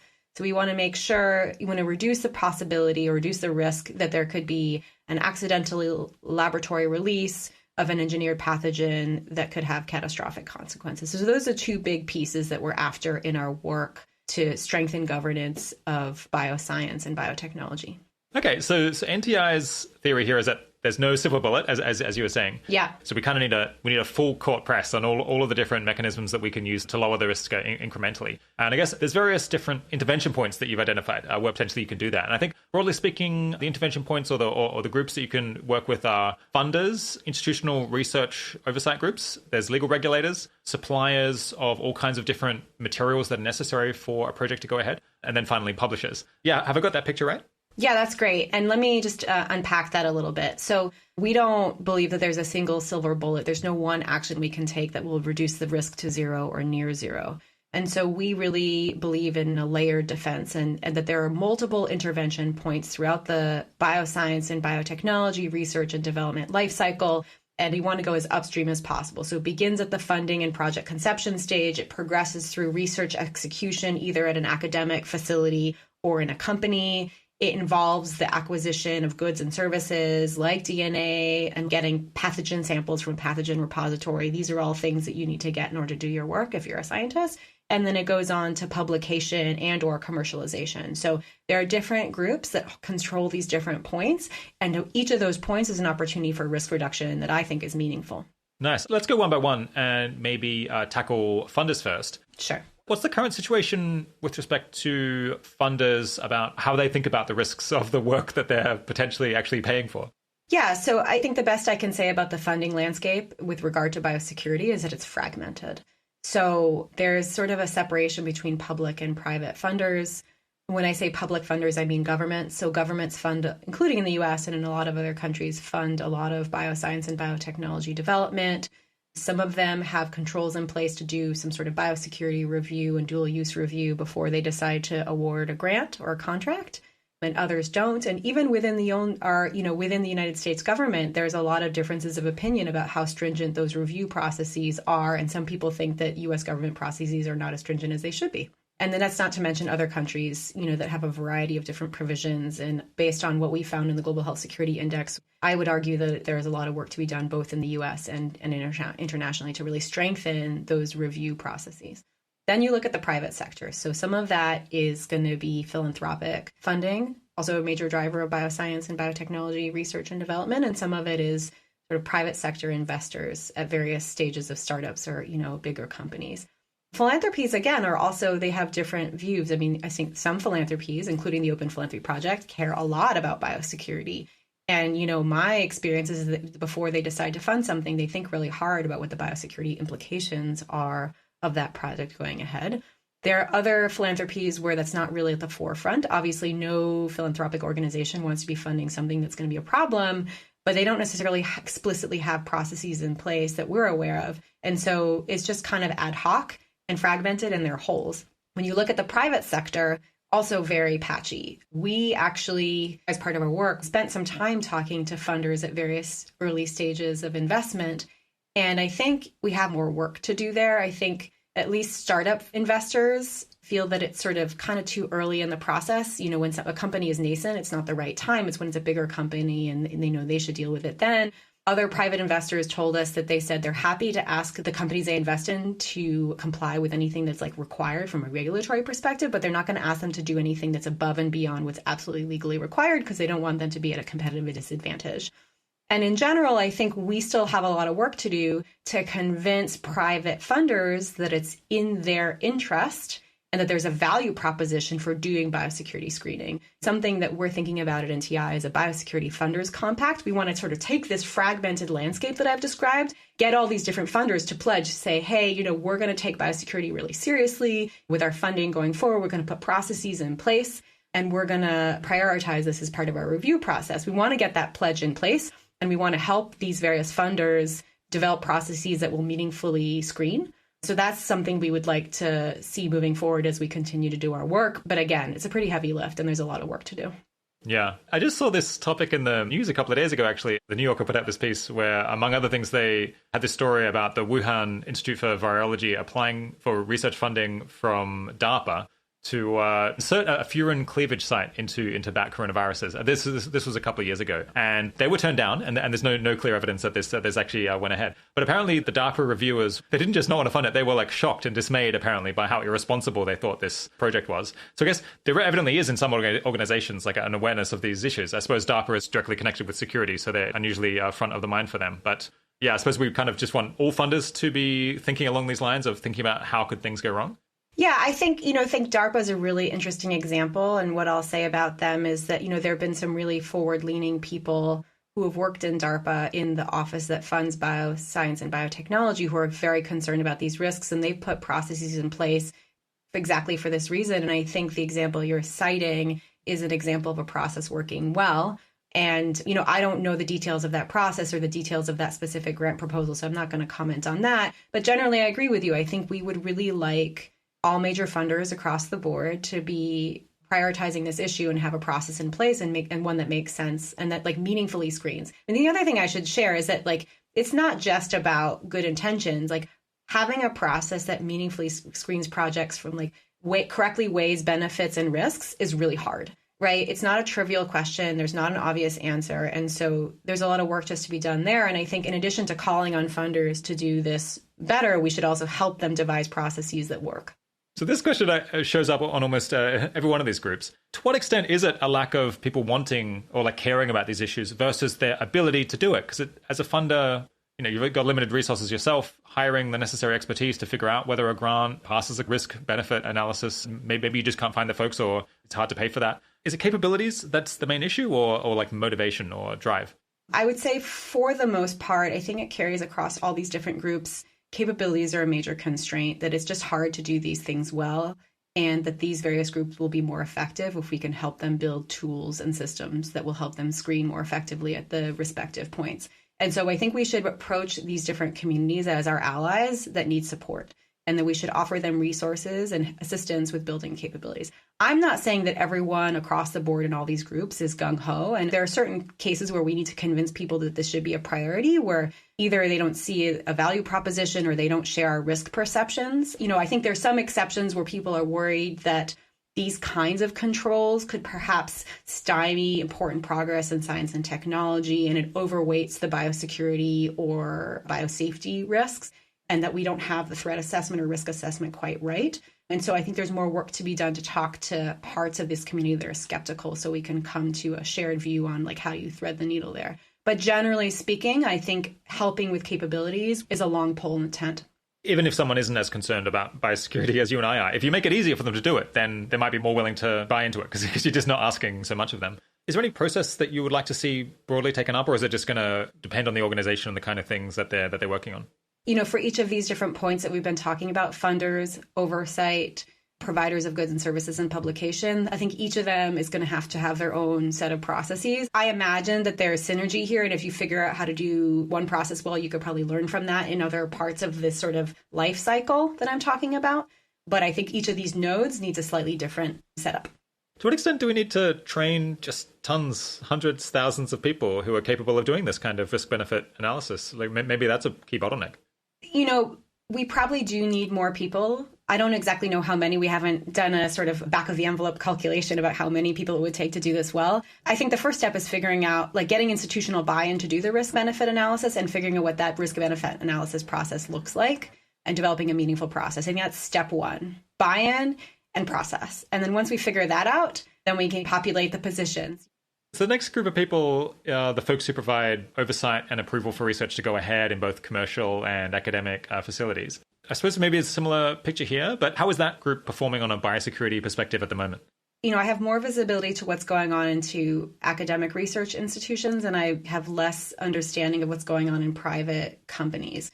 So within academic facilities, at least in the United States and in a lot of parts of the West, there are oversight committees that largely do biosafety related oversight. And some of those groups also do biosecurity, but most of them don't, because we haven't really defined what it means to do biosecurity review. Maybe we should just define biosecurity versus biosafety, because they're surprisingly different. Yeah, so biosafety, as I would define it, and I think as we would define it at NTI, is preventing accidental release of biological agents or pathogens from the lab, either through some sort of physical failure of equipment or through some human that gets infected and spreads it by human-to-human contact. So biosafety is meant to prevent that. Biosecurity is preventing the exploitation of the legitimate enterprise by malicious actors. And so in my view, it's sort of preventing the dissemination of info hazards that create a roadmap to make it easier for people to engineer or create a pathogen, or preventing people from getting the materials that they could use in order to make a pathogen. It's preventing them from getting access to facilities where they might be able to use those facilities to make something nasty. It's those kinds of things. So it's preventing exploitation for weapons purposes. So labs and institutions and universities more often think about biosafety. They think about how their staff could get sick more than the broader global picture of how do we prevent terrible things from happening. Well, I think biosafety encompasses accidental release that could spread into the community in addition to sort of occupational safety issues. Biosafety is an idea that has an institutional history. There's a process. It has broader international support, and it's very clearly defined. Biosecurity just isn't as well developed, what it means to do that, and what are the control measures you put in place to reduce those risks. That just doesn't have as broad international support. It doesn't have the institutional history, and it doesn't have the institutional infrastructure. So, in terms of what it means to strengthen biosecurity at various institutions, I think one way to think about it is you take the existing biosafety infrastructure at universities and you make sure that those groups of people have the expertise and resources to also do biosecurity review. And you make sure that, you try to get that to be shared internationally. I think there's work to be done here in developing what those practices are. And as part of our efforts at NTI, we're also working with the group at Stanford with leadership from Megan Palmer. She's thinking a lot about these questions. How do we share information across different communities to figure out how to do this better? Because I think there's a lot of learning we need to do as a community to do that well. But yeah, I would say my understanding is a lot of this is going on in the United States and the West, and in other countries, I'm less sure. And then we have to help our partners in other countries build more robust infrastructure. NTI has engaged a lot of projects to help train people, experts in other countries, to do this well and to build that infrastructure. And so there's a lot of willingness, but they, again, these people are allies and partners and they need help and they need resources. In terms of companies, we definitely want to see similar infrastructure there, but I don't have as much visibility into what's going on right now. I would assume they're taking some precautions, at the very least, to meet their legal requirements, and probably going above and beyond that because they don't, their enlightened self-interest is to avoid catastrophic accidents or other mishaps. I hope they perceive it that way. Yeah. If you're the safety person at a university, or I suppose a company as well, but let's talk about a university. It seems like you're in a tricky spot because you're constantly asking all of your colleagues to do this burdensome work in order to have something be safer. And maybe you're toning down their applications to conduct some research, and they're going to be in your face all the time being frustrated by this. There's a bunch of work on your part to actually do your job well, while the kind of catastrophes that we're trying to prevent happen hopefully almost never. And Jaime Yassif isn't going to be talking to the administrator here who's making these decisions, explaining why it's so important to maintain a hard line, even when it's annoying for staff. Is there anything that can be done about that bias, I suppose, that creates? Yeah, I mean, I think all the incentive structures within the academic and perhaps the commercial research space are kind of perverse and misaligned with a safer future. I think there's a lot of incentives for researchers to raise funds, to do things that are provocative, that get them in the media, to do things that get them publications. And currently, there's not a lot of institutional pressures or drivers that would incentivize a scientist not to do something risky or to redesign their experiment to do it in a safer way. So there's a lot of incentives to push for sort of path-breaking work and not a lot of incentives to be cautious where it might be in the interests of their country or the international community. I also think that, we have a lot of work to do in partnership with various scientific societies and communities to try to sync up with them on risk perceptions. I think one of the challenges here is a lot of people in the scientific community genuinely believe that it's really important to advance their research in order to find innovative solutions that are to solve societal problems. Anything we do that slows them down is really going to hold society back and has a net loss for everyone. And that there's a different risk perception than what we have. And I think Carl Schulman talked about this also when he had his podcast with you, and I agree with him. The biosecurity community has a different risk perception, and we see the balance of these two issues slightly differently. And so part of the reason the institutional structures are set up the way that they are, the way that I'm describing, is because there's just different views about what we need to prioritize. I mean, I guess it is sort of goes back to the the fact that these are tail risks, that, it doesn't happen a lot. And so people don't perceive the risks in the same ways. And it leads them to different conclusions about how much of process we should put in place to make sure that research is safe and secure. So this shows up again and again that one of the reasons not everyone is doing what we want is that they don't actually share our perception about how probable these possibilities are and how severe they would be if they happen. Mm-hmm. Yeah. To what extent can we just do a lot of good by kind of winning the argument that these things are disturbingly probable and they would be extremely bad? And so it's in everyone's enlightened interest to shift their risk-benefit calculation a bit in favor of worrying about the risks. I would love to win the argument. I'm not really sure how you do that.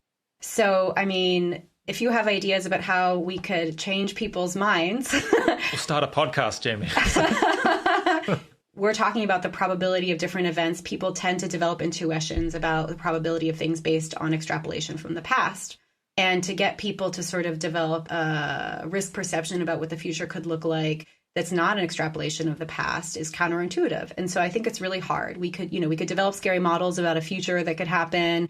We could tell scary stories. Some people would find that plausible and others wouldn't. So if folks in the effective altruism community can come up with compelling ways that we can make the case that is convincing, I would be keen to hear those ideas. I mean, it's important to do it in a way that doesn't promulgate info hazards. You want to make sure you don't have people out there telling scary stories, inventing scary ways to sort of bring about a global catastrophic biological risk. That's irresponsible, and that's not what we need to do, and it's not going to be convincing anyway, and it's just risky. So I'm not sure what the answer is to that. Part of it might just be a generational shift that over time, if young people sort of have different worldview about, what are our responsibilities to each other, to our community, to our country, and to people around the world, to the long-term future, and then that weighs more heavily in terms of how they make decisions about how they go about their daily lives. If more people in the scientific community have that mindset, maybe over time that could shift.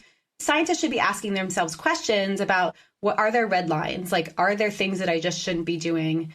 And what is the moral imperative there? And where should we draw those red lines? And this is a question David Relman, who's a professor at Stanford, has been advocating that we ask. And we talk about that a lot and are trying to think about what the answer to that question is. I think that's the most promising answer I've thought of, is just like, can we start a more substantive, evidence-based conversation about whether there should be red lines in this space? And if so, where do we draw them and what do we do about them? If we can have a real conversation with the scientific community about this and what are the moral implications of this question, maybe we can make some headway. And I think maybe that's the most promising way to really tackle this, is we need to have a serious conversation about it that's focused and technical and not hand-wavy. We need to get down to it.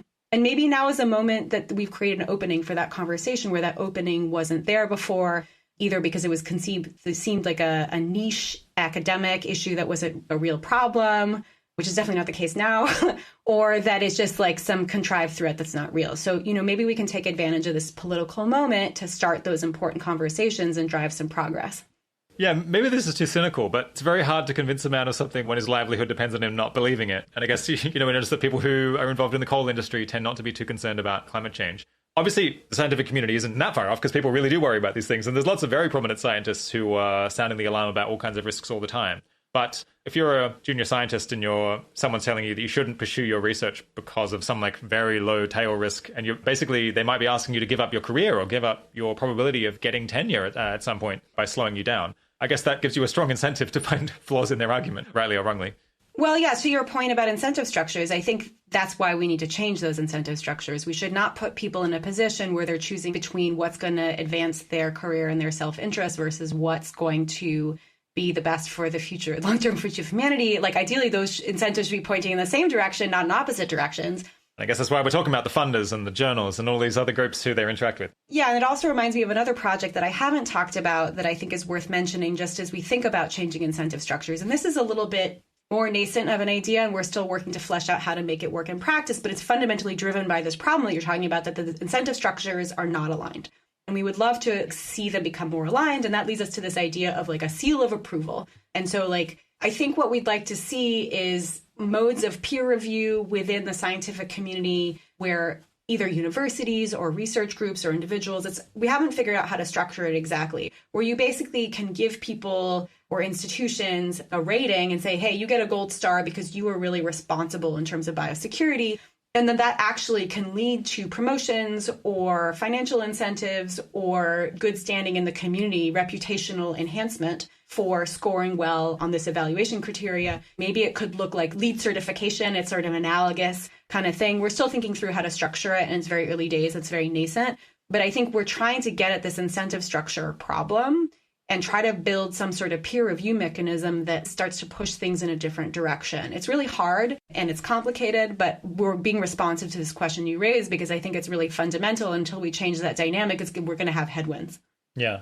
How likely do you think it is that you and me and our kind of fellow travelers are wrong about this? And maybe we're underweighting the benefits of the scientific research. And in fact, the scientists pursuing some of these projects are right, that the gains of their research are so large that we shouldn't be slowing them down. I mean, I think this is a really, to use EA terminology, this question is a crux, right?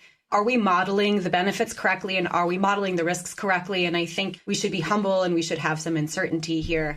I think there's fundamental uncertainty about both sides here. There's fundamental uncertainty about the magnitude of a global catastrophic biological risk or a high consequence bioevent happening from these kinds of activities. We don't know what the order of magnitude of that risk is and what the high end of the consequences are from absolute tail risk. We don't know. And I think it'll be very hard for us to nail that down.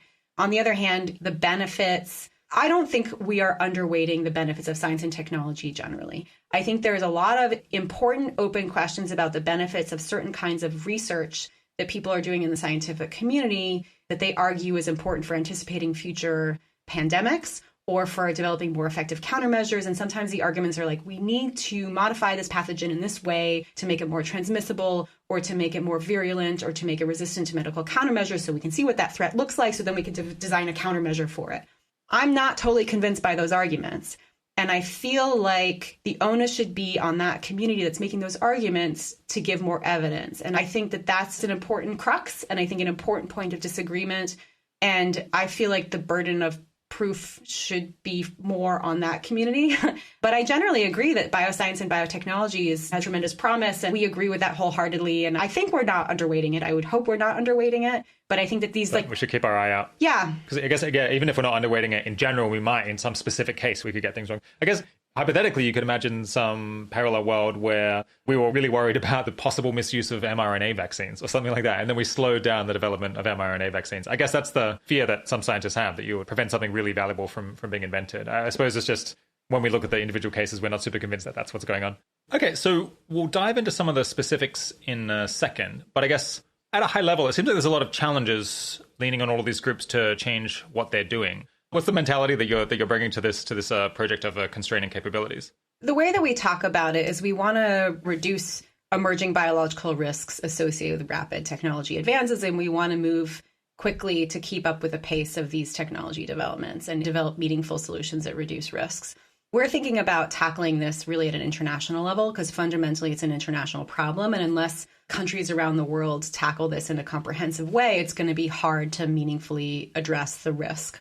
We see a gap in the current biosecurity architecture that we're hoping to fill. So there are a couple reasons for this. So first of all, countries around the world, as we saw in our Global Health Security Index, for the most part, really don't have the governance, tools, and regulations in place to provide effective oversight of bioscience and biotechnology, and in particular, dual-use bioscience research and development. Our data show that fewer than 5% of countries around the world really had evidence that they were effectively doing this. And even the United States, which has done a lot, there's a lot of room for improvement in the US as well.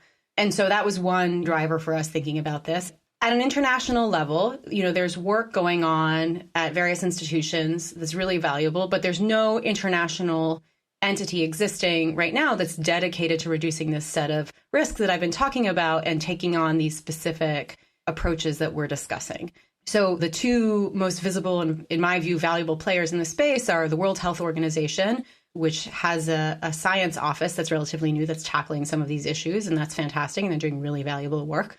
And likewise, the Biological Weapons Convention, the part of the UN that supports that and serves as the secretariat for that convention is really important for upholding the norm against bioweapons development and use.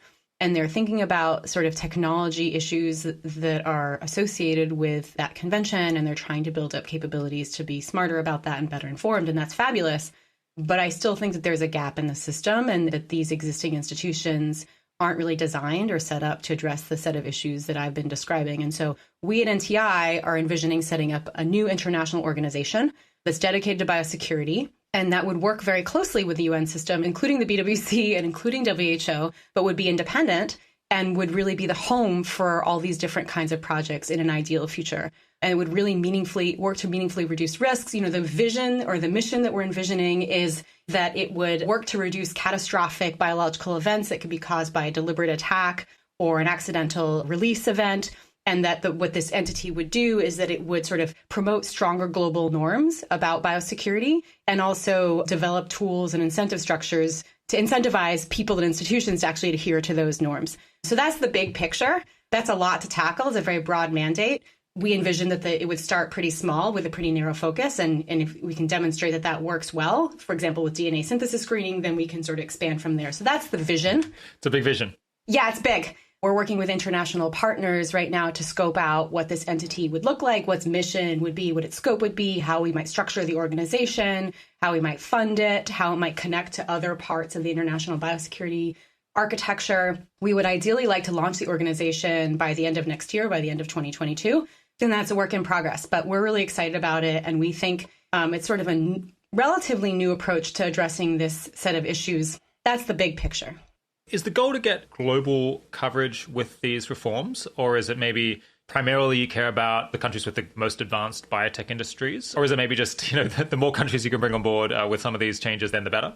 I think it's more about getting as close to global coverage as we can. Certainly, the highest priority is putting these governance provisions in place where there actually are risks, where the technology exists. But but that's changing all the time because biotechnology and bioscience is spreading to countries around the world. More and more countries see a value proposition in advancing that. And so I think in the future, there will be more countries with those capabilities. And so we just really want to get everyone on board. Sort of this idea of finding the biggest holes and plugging them. We think this is plugging a huge hole. We don't want to leave huge holes in the system where there are huge swaths of the globe that are just not in sync with us. And so that's the idea. We want to try to take a global approach. Is the idea to get countries to do things through legal reforms, or is it more like going around and having lots of conversations and persuading lots of different groups to plug these holes because it's the right thing to do? We're trying to tackle this at various levels. I think we would like to get government buy-in. And so for governments to have guidelines in place and where it makes sense to have regulations in place. Sometimes legal requirements are effective and sometimes guidelines are effective. It's not always super simple. And then we also want to talk to communities. So publishers are sort of a globally networked community of stakeholders, funders likewise. I think the conversation we would want to have with any of the stakeholders is, look, it's in your enlightened self-interest to pursue this. No part of this sort of life cycle from project conceptualization to execution to publication. Like, those communities don't want to be involved in causing a global catastrophic biological risk, and it's in their interest to avoid that. So if they see a plausible path forward where they could get help to do that, to sort of reduce those risks effectively, and it doesn't interfere with their business too much. Yeah, it doesn't interfere with their business or their MO, then it seems like we could shift the balance in favor of taking action. Okay, so the next group on the list is suppliers of materials and I guess, technology and intellectual property and that sort of thing, services that are important inputs to research projects. What is there that's interesting or important to say about that group and where they ought to be or what you'd ideally like them to do?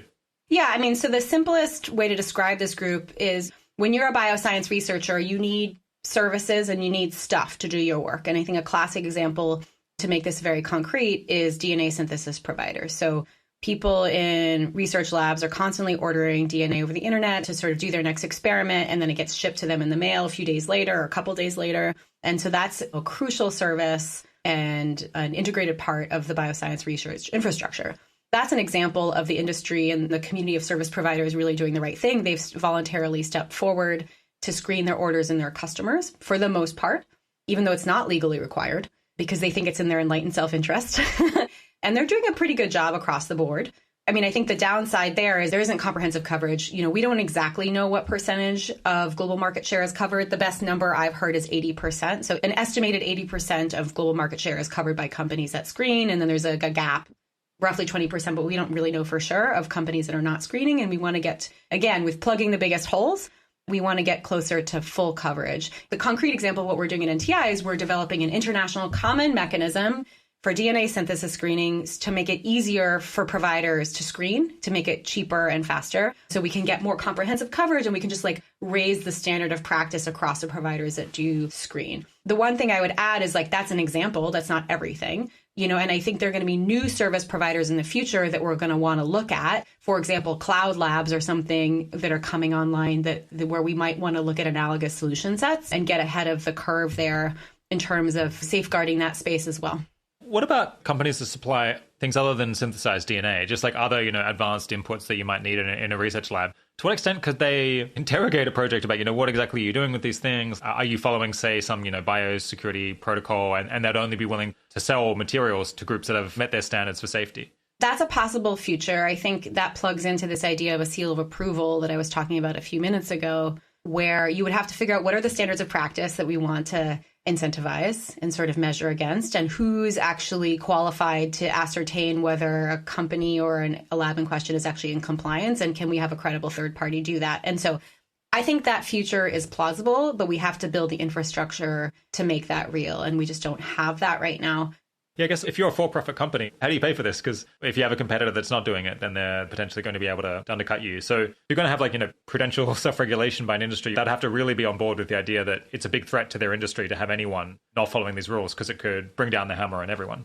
Yeah, I think the best analogy here is the DNA synthesis community. I think they have invested a lot of resources in screening, even though it's not legally required, because they know that it would be really damaging to their entire industry and to them as individual companies if they were involved in selling DNA and it turned out to be associated with some horrible accident that could have been prevented or anticipated, or a bioterrorist attack. So I think to an extent, enlightened self-interest can be helpful. And even if there's no legal requirement, I think there's still some details to work out in terms of the incentive structure for industry for the kind of seal of approval and peer review that we're talking about. So it's not trivial to figure that out.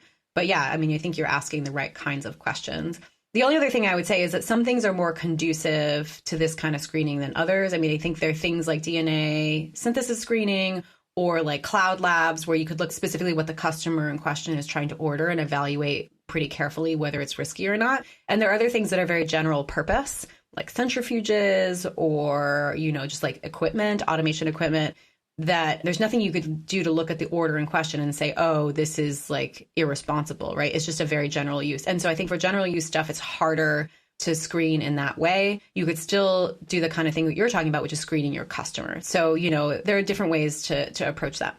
With the DNA screening case, there's very different threat models. So one would be researchers who are perhaps doing something that they ought not to be because they just aren't risk averse enough. And then there's also like the malicious actor who knows that they're getting something that they're doing something very bad. Yeah. And for them, it seems like even if you have a single company that's outside of the system and isn't doing any screening, then you have a big problem, because then everyone who is malicious can just go to that one single company. But I guess it's easier maybe in the case of if someone's accidentally doing something that's dangerous, then they get like alerts from the company that they're buying from. That might push them in the right direction. But this is one thing that's kind of demoralized people a little bit, is the sense that, well, if you don't have 100% globally, then it doesn't help at all.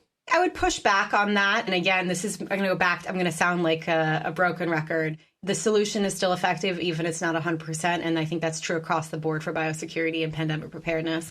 And I think the reason in this specific case, this question of like, what if there's one company that's outside the regime and all the bad actors are going there? I think if that were the case, we would know it. If there was one outlier that was just being very irresponsible and selling materials to malicious actors, first of all, it would be pretty obvious, pretty clearly. There are various actors that could apply a lot of pressure on that company or that country in question to cease and desist. And the other thing is fundamentally, these companies, to last, they have to have a business model that works in a legitimate bioscience sector. So, a company that's well known to be selling materials to bad actors isn't going to last as a commercial enterprise. You can't build a business on that. And so I just don't think that's actually a viable business model. And so if you can reduce the search space from all synthesis to one tiny slice. Customers of this one dodgy company that's known as the one. That's a much more tractable problem for the intelligence community and the security sector to focus their attention on. If that's where you are, you're in a much better place than there's nothing. So I would push back pretty hard on this proposition that if you have defectors, the whole thing is pointless. I don't think that's actually true.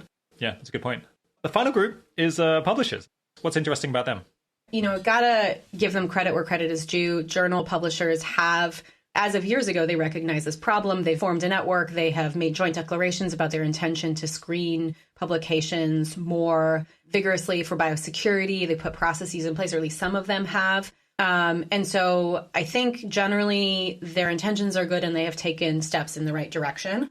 In my view, they need our help and we need to go further. And the reason I think that is I still see papers coming out that I or my colleagues in the biosecurity community view as arguably information hazards. And that includes in the last year, we see things come out and we question whether that really should have come out in the way that it did. And, reasonable people can disagree about what the criteria should be or whether those papers should come out in that form. But my personal view is that we're not where we need to be, notwithstanding the really great efforts that the community has already taken. The other thing that I will say, sort of perspective of publishers, I've heard them say this, and they're right. They've said to me, look, we don't want to be single-handedly responsible for mitigating all biosecurity threats associated with publication of research. You guys need to handle this upstream. Don't dump all the responsibility on us. I think that's totally a valid argument, which is consistent with our life cycle approach, where we're trying to go as upstream as we can and hit at every opportunity. The other thing I would say is, again, here we should view the publication community as allies, where we could help them do better and give them more resources, because they, like everyone else, have finite resources and time. And the process for looking at publications, figuring out how to deal with them, is not trivial. It's hard. And so I think they could use some help. I mean, the other thing that's happened in recent years that has made this more complicated is you don't just have traditional academic journals anymore. You now also have these instant self-publication functions like bioarchive, right? And people can just post and it's 24 hours and it's up. And so that's great. My partner's a scientist and he makes use of that. And it's awesome. And it's totally democratized publication. And I think it's fabulous. But it does make this harder. And we need to figure out how to deal with the biosecurity considerations in that kind of environment. Yeah, interesting. It seems like even if you could just get the most prestigious journals on board, that would go a decent part of the way, because then it means that scientists would think ahead of time, I want to publish in a really prestigious journal and none of them will accept it if it's too dangerous. So I've got to think ahead of time about where the bar is for them. They're not going to be keen to put it up a bioarchive if you're a cutting edge synthesis person. No, I think you make a great point. I think that there can be the leading journals in the community that are the most prestigious. If they sort of take a stance, then that could sort of propagate downstream to other journals as well, that they could start to also emulate those approaches. So I think that that's a really good point.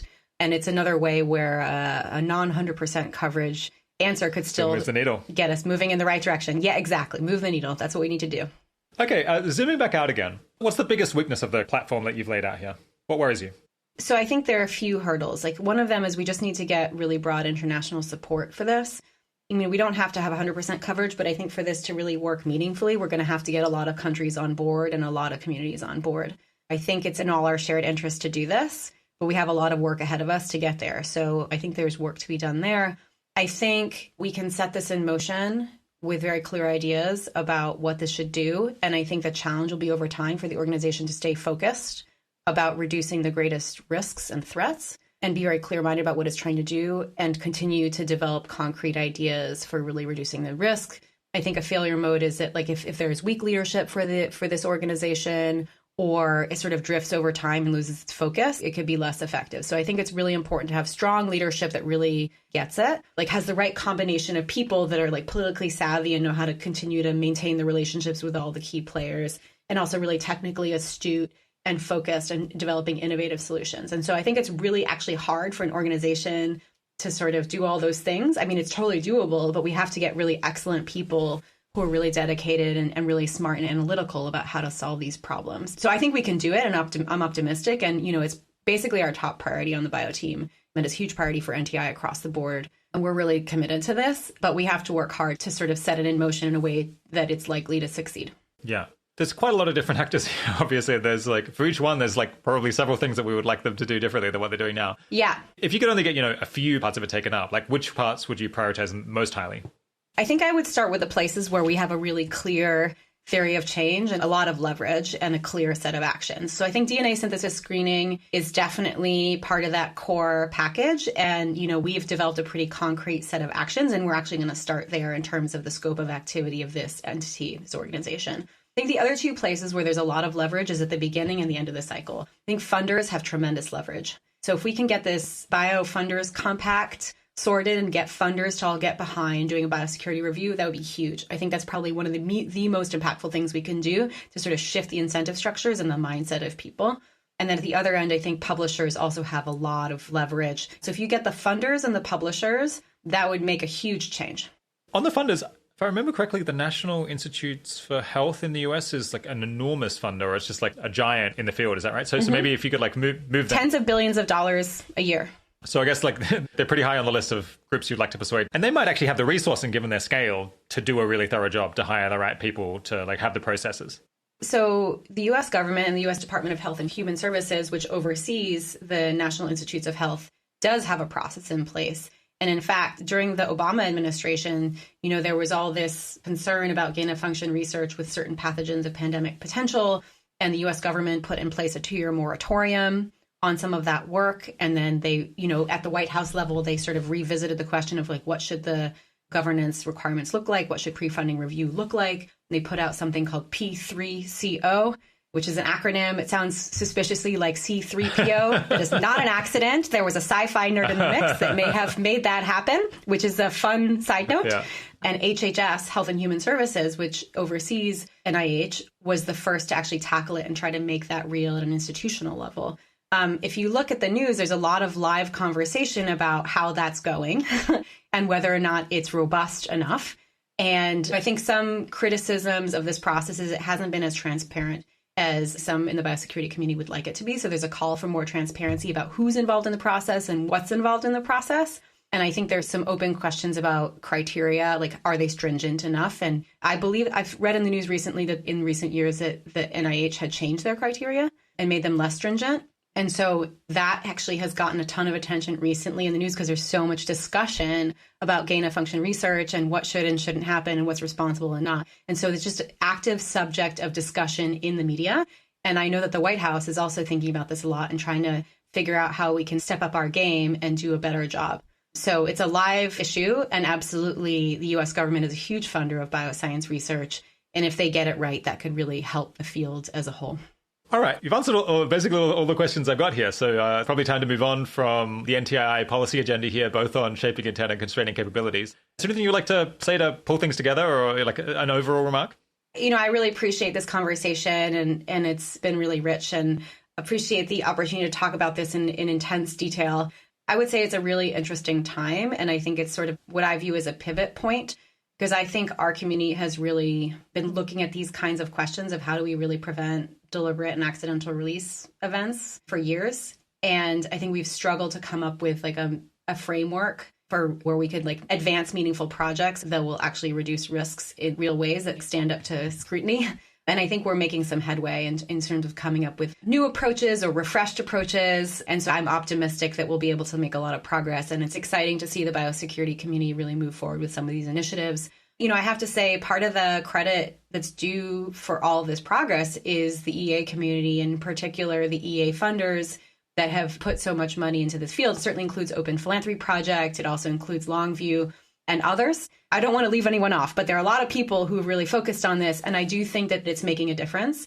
There's a lot more of us than there used to be whose full-time job it is to think about biosecurity and how to reduce risks. And we're able to sort of make progress in a way that wasn't possible 10 years ago. And it's like a lot of it is thanks to the EA community. So just really grateful for that support and the commitment to this issue set. Yeah, beautiful. You've definitely laid out a lot of hours of work. Yeah, there's a lot. Much more than 80,000 hours. I suspect tens of millions of hours. So yeah, with that in mind, I guess let's push on to think about some kind of concrete careers advice or things that someone out there in the listening audience might actually be able to do if they're thinking this is really cool and maybe some point in my career I'd like to be able to help out with this. Yeah. Just a spontaneous first question is, it seems like there's just a lot of conversations that have to be had for these things to happen, because you've got to go around and talk to all these different groups who are kind of on board, but they've got other things to think about and persuade them that they really want to do this because it's important. What is kind of the staffing requirement for that? And do you just need a lot of people with a reasonable level of technical ability and good social skills or good persuasive skills or diplomacy? That's a great question. And I would say, I think there are a few bottlenecks in this field that we really need to address. And one of them is just the talent pipeline. Because this hasn't been a well-funded field until pretty recently, there haven't been a lot of strong incentives for people to pursue a career in this field. And there's just not a lot of, there's a lot of expertise in pandemic response and preparedness and public health related work because that has been a live issue for a long time. But a lot of the stuff that I'm talking about has been kind of underfunded and under-resourced. And so, we at NTI have a lot of work to do and we're bandwidth constrained and we're always trying to make hard decisions about how do we prioritize our time. But we're also trying to hire talented people to help us do the work. And it's hard to find enough talent, frankly. I know that a lot of smart people in the space are thinking about how to expand the pipeline, and that's great. And we at NTI also want to be doing that. In terms of the skills that we're looking for, I think there are lots of different types of skill sets. I think one combination of skills that is really hard to find, but I think incredibly important, is people who understand technical issues and can think about things from a detailed technical perspective, of some kind of training in bioinformatics or bioscience or computer science or something like that, but also who can write well and who understand the sort of international policy context and some of the sort of risk frameworks and the institutions that we're operating in and can kind of help us put it together. When you put it that way, I understand why it's hard to hire. Yeah. And I think we're going to have to train a younger generation of people to have that combination of skill sets. I would say, there are some people who have that skill set, but institutions sort of conspire against you. Usually you're pushed in one stovepipe lane or the other. You either become a policy person or you become a technical person. If you want to have both skill sets, you have to be pretty determined. Pretty pushy. There are people like that, but you have to be pretty determined and go against the grain of what the institutions are trying to tell you to do, including educational institutions. So we have to create new career paths that make that easier and sort of new educational curricula that are more interdisciplinary. I think creativity and thinking outside the box is so important. There are a lot of people out there who can sort of cite what other people have said or tell you the history of XYZ or cite facts. I think what we need more of is people who can take information and integrate it and think about a problem they're trying to solve and develop a creative solution and think outside the box. That is also really hard to find, and we desperately need more of that. I was just going to say is it the American Academy of Sciences Policy Fellowship or? Yeah, it's the American Association for the Advancement of Science, AAAS, and they have a Science and Technology Policy Fellowship. I did that fellowship. That's sort of what got me into U.S. government. It was fantastic. It's a great opportunity. I think most of the people who go through that program have a PhD or a graduate degree in science or engineering. There's a few social scientists in the mix that have a PhD in their respective fields. You have to be a U.S. citizen to do it, but it's a great program. It is a great pipeline for creating the kind of people that I'm talking about. Yeah.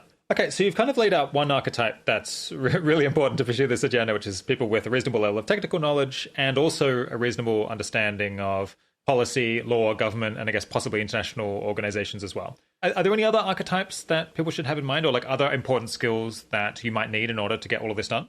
So another archetype that I'm also imagining in person that I would love to find is people sort of who can think about sort of nation states and their capabilities and intentions and like deterrence and all this sort of traditional sort of international security thinking and apply it in a biosecurity context. I think that area is really neglected. We're trying to build out some of that thinking at NTI.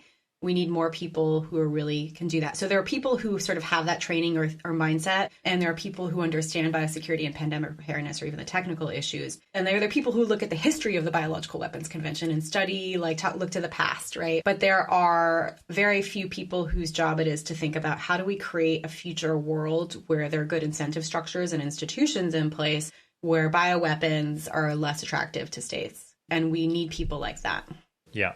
Cool. Yeah. Are there any other folks on this list? I mean, plausibly, you just need lots of operations staff as well, like, talented people who can do the fundraising, the communication, all of the other supporting roles within NTI or these organizations you're trying to build. Yeah, absolutely. There are lots of different roles. I mean, there's some people who really like to provide support and are really enthusiastic about the mission. Some people really like to plan meetings and make events happen, right? And that's like where they want to focus their time. Other skills that are really valuable are project management, right? Like, how do you have a big, complicated project that has lots of moving pieces and different roles? How do you make sure it stays on schedule? How do you make sure it happens? Like, make it happen. That is a skill. You could be super smart and come up with a lot of theoretical constructs, but if you can't manage a project, it's going to be very hard for you to make progress. So that's another skill set that's valuable.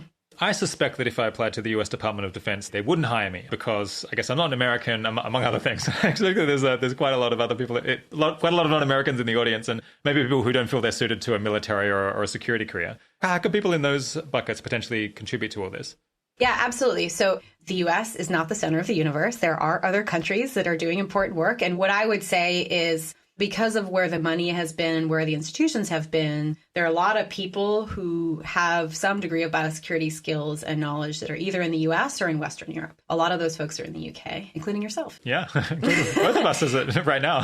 That's correct. And then as you sort of step outside Western Europe and the United States, there are very few biosecurity experts. And I think that really needs to change.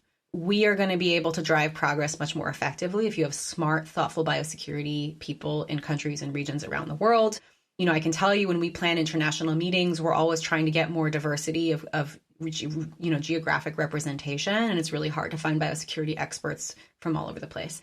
And so to the extent that there are people in the effective altruism community from all these other countries, we really need you to sort of play that role in your respective country, both because you can come to the table and represent a perspective from a different country or region, which would be different from an American or an English or a Western European perspective, and because you have an opportunity to shape the thinking in your respective governments. And as we were saying before, we need more governments to take this seriously if we're going to shift the dynamics and make more progress.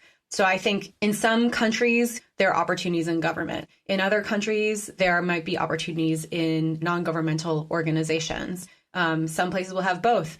And, I think there's a great example. I participated earlier today in this really cool international conference, SBA 1.0, which is the inaugural international conference on synthetic biology and biosecurity. And it's the first time they've had one of those in Africa. A very smart person, Jeffrey Odom, who really spearheaded this and organized it and fundraised for it and made it happen. And he, a few years ago, was a biosecurity fellow at a program that was funded by Open Philanthropy and organized by the Johns Hopkins Center for Health Security. And he sort of became more interested in biosecurity. And then he decided to build a program in Africa to sort of advance synthetic biology and biosecurity on the continent. And that's fantastic. I would love to see more of that. There's a lot of opportunity. If you don't see the institution that you'd like to see in your country or in your region, there are more resources than there used to be, and, you could build it. And I think there'll be a lot of people in this community to be enthusiastic to support you. Just to check if I'm kind of understanding you right, it seems like for a lot of this agenda, given that it is so international in scope, yeah, it's not just enough to have people like the US government be on board. You want to have many countries sympathetic or even actively supporting, saying that this is an important priority to them. We have a non-trivial audience in India, actually. Fabulous. I guess because of the English language. Mm-hmm. And if you were someone there, potentially becoming the top expert in India on GCBRs and biosecurity and these kind of issues, maybe that's imaginable because there's just not that much competition there. So there's not a lot of people trying to do that. And then I guess you could plausibly be hired by the Indian government or become the person who the Indian government asks for advice on this kind of issue if it comes up in places like the UN or elsewhere. Is that a conceivable path for someone? So first of all, the idea of a community of biosecurity experts and GCBR experts growing up in India, either in civil society or government, I would love to see that. That would be incredible. India is a very important voice in the international community, and I think shaping that voice would have a lot of potential impact, and I think it would be great, and I would really encourage that. I don't have enough insights into sort of the inner workings of the Indian government and how they hire to know like how easy it would be to get a job there and whatnot. But I think there is also robust civil society there. It is a democracy, and we would love to see more biosecurity experts and GCBR experts in India. That would be amazing. Yeah, I guess what about like countries more broadly generally painting that like as a plausible path for someone or something that they should consider, at least if they can't migrate to the US? Yeah, absolutely. I think the argument you're making about the value of becoming a sort of biosecurity expert or a GCBR expert in your country, really valuable for all the reasons we've already said. And I think that the marginal impact of that is much higher than having another biosecurity expert in the US. I mean, obviously we need more expertise in the US and like there's more work to be done in the US, but I think that there's much more work to be done overseas. That's where the heavy lift is. It doesn't mean that you start by going to your, like you got to learn from someone, right? So like when you're early in your career, it's good to work for an organization or partner with someone who can teach you and train you. And so you got to find a way to learn. But then if you can take that knowledge and go to your country and build a more knowledgeable community around yourself there, that's incredible impact in my view. Yeah, I think a lot of people will be happy to hear that because they can have this sense of like, I've got to work in some prestigious defense thing or bust. And it sounds like it's definitely not the case. No, I would encourage people to take a different approach.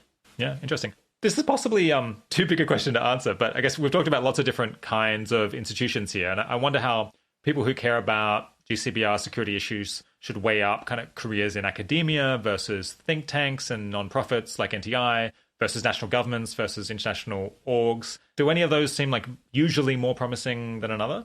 So I would say you can't a priori say that one is more promising than the other. I can sort of make some general statements. Like I think you can make an impact in any of these places.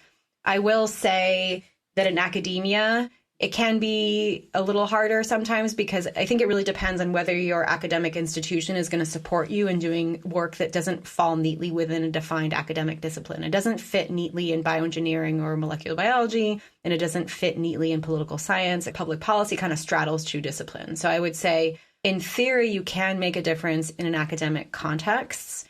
But I think the institutional structures in academia are going to have to flex in order to make that easier. And I actually this is a call to sort of EA funders. If you want to accelerate progress in that domain, you might want to consider establishing certain academic positions to make that more achievable, because I think it's kind of hard right now just by the way things are set up.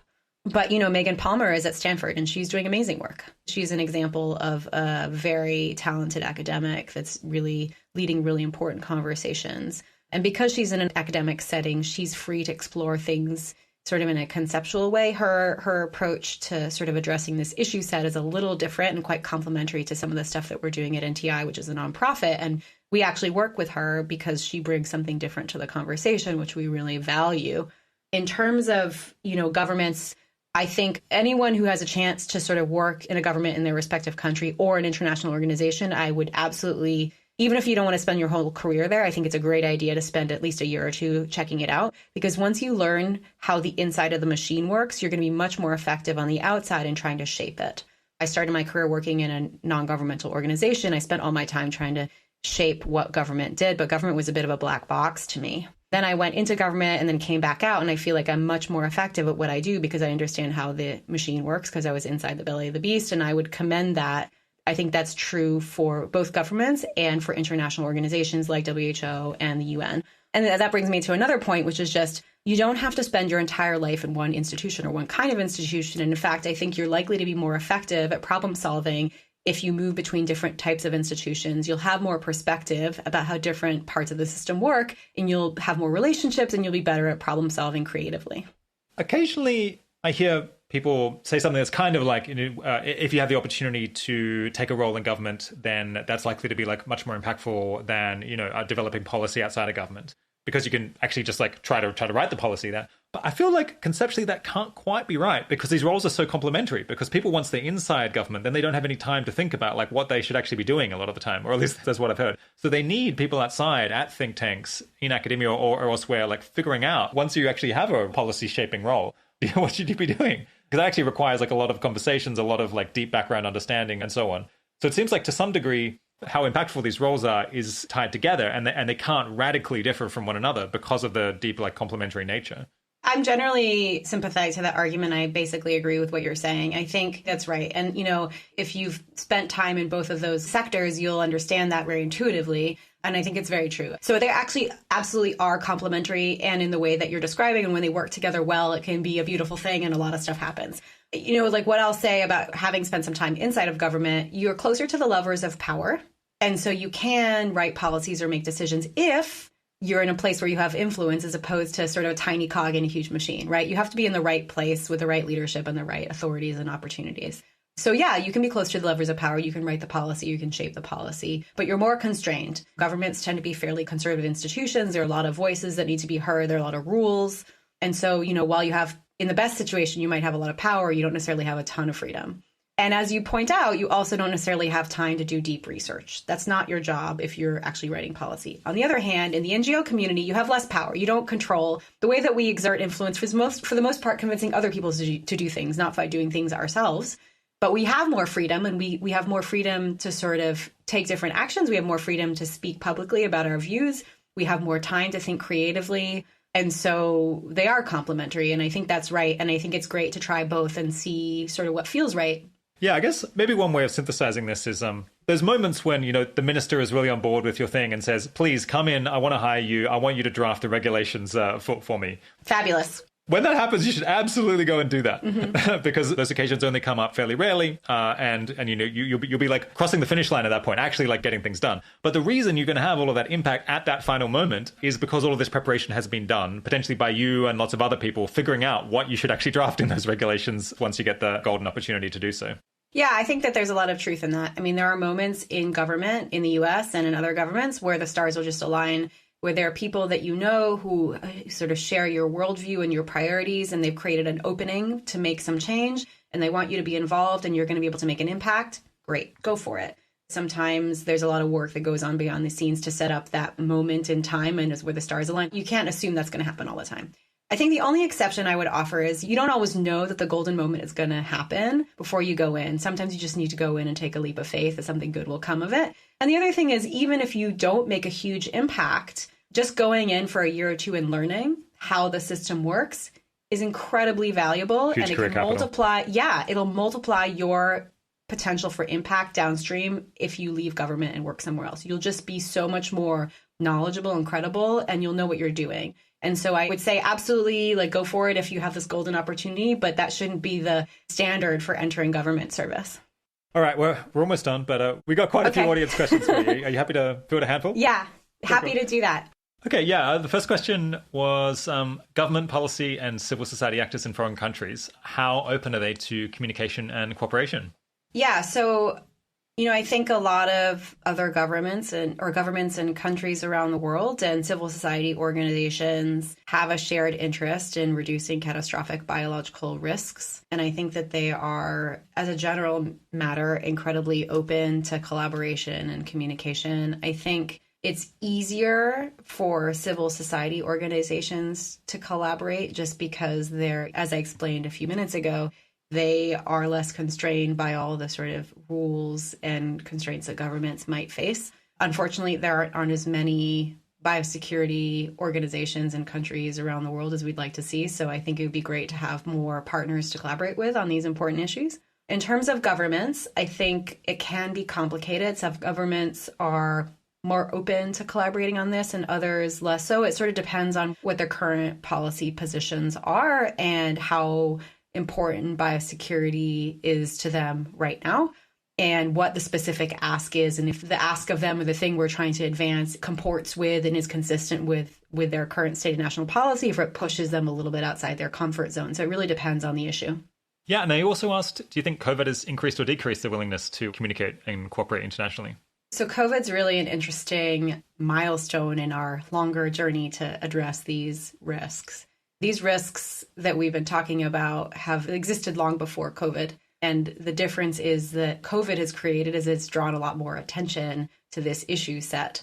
And, we have this sort of phenomenon that has been described as a cycle of panic and neglect. After a major biological incident, like the anthrax attacks of 2001, like the Ebola outbreaks in West Africa, and now COVID, there is a moment in time and a political window of opportunity for change and taking big steps to reduce risks. And then as time passes after those big crises, people lose interest and the attention spans wane and the money dries up and progress kind of stalls. I think the thing that's special about COVID is just the scale of it. I think it has sort of broadened the Overton window in terms of what people think is the magnitude of the risk that we're dealing with. My experience that I can speak to personally is that I've gone to international meetings where people are talking about an Ebola scale event that they're worried about. And that's really important to work on. And I applaud all those efforts. But, I've definitely been in a position where I've said, this is important, but let's also think about something that could be happening on multiple continents at the same time. Let's also think about something that could reach the scale of millions of people. Sometimes it just didn't get a lot of traction. People just didn't want to engage. It was just either they would just ignore the comment or set it aside or would just say, well, a smaller event is already bad enough. And so I think with COVID, we've had almost 5 million deaths and in excess of 200 million cases. And those are just the cases we know about. And there have been trillions of dollars in economic losses. So it's been a global tragedy. But I would say that it has opened people's minds to the scale of pandemic threats that the world faces and what we really need to be. How bad these things can get. That's right. And I think that it provides us with an opportunity to say we need to think about not only about responding to the current pandemic, but to prevent and mitigate future pandemics, which could be as bad as COVID or could be worse than COVID, including more than one order of magnitude worse.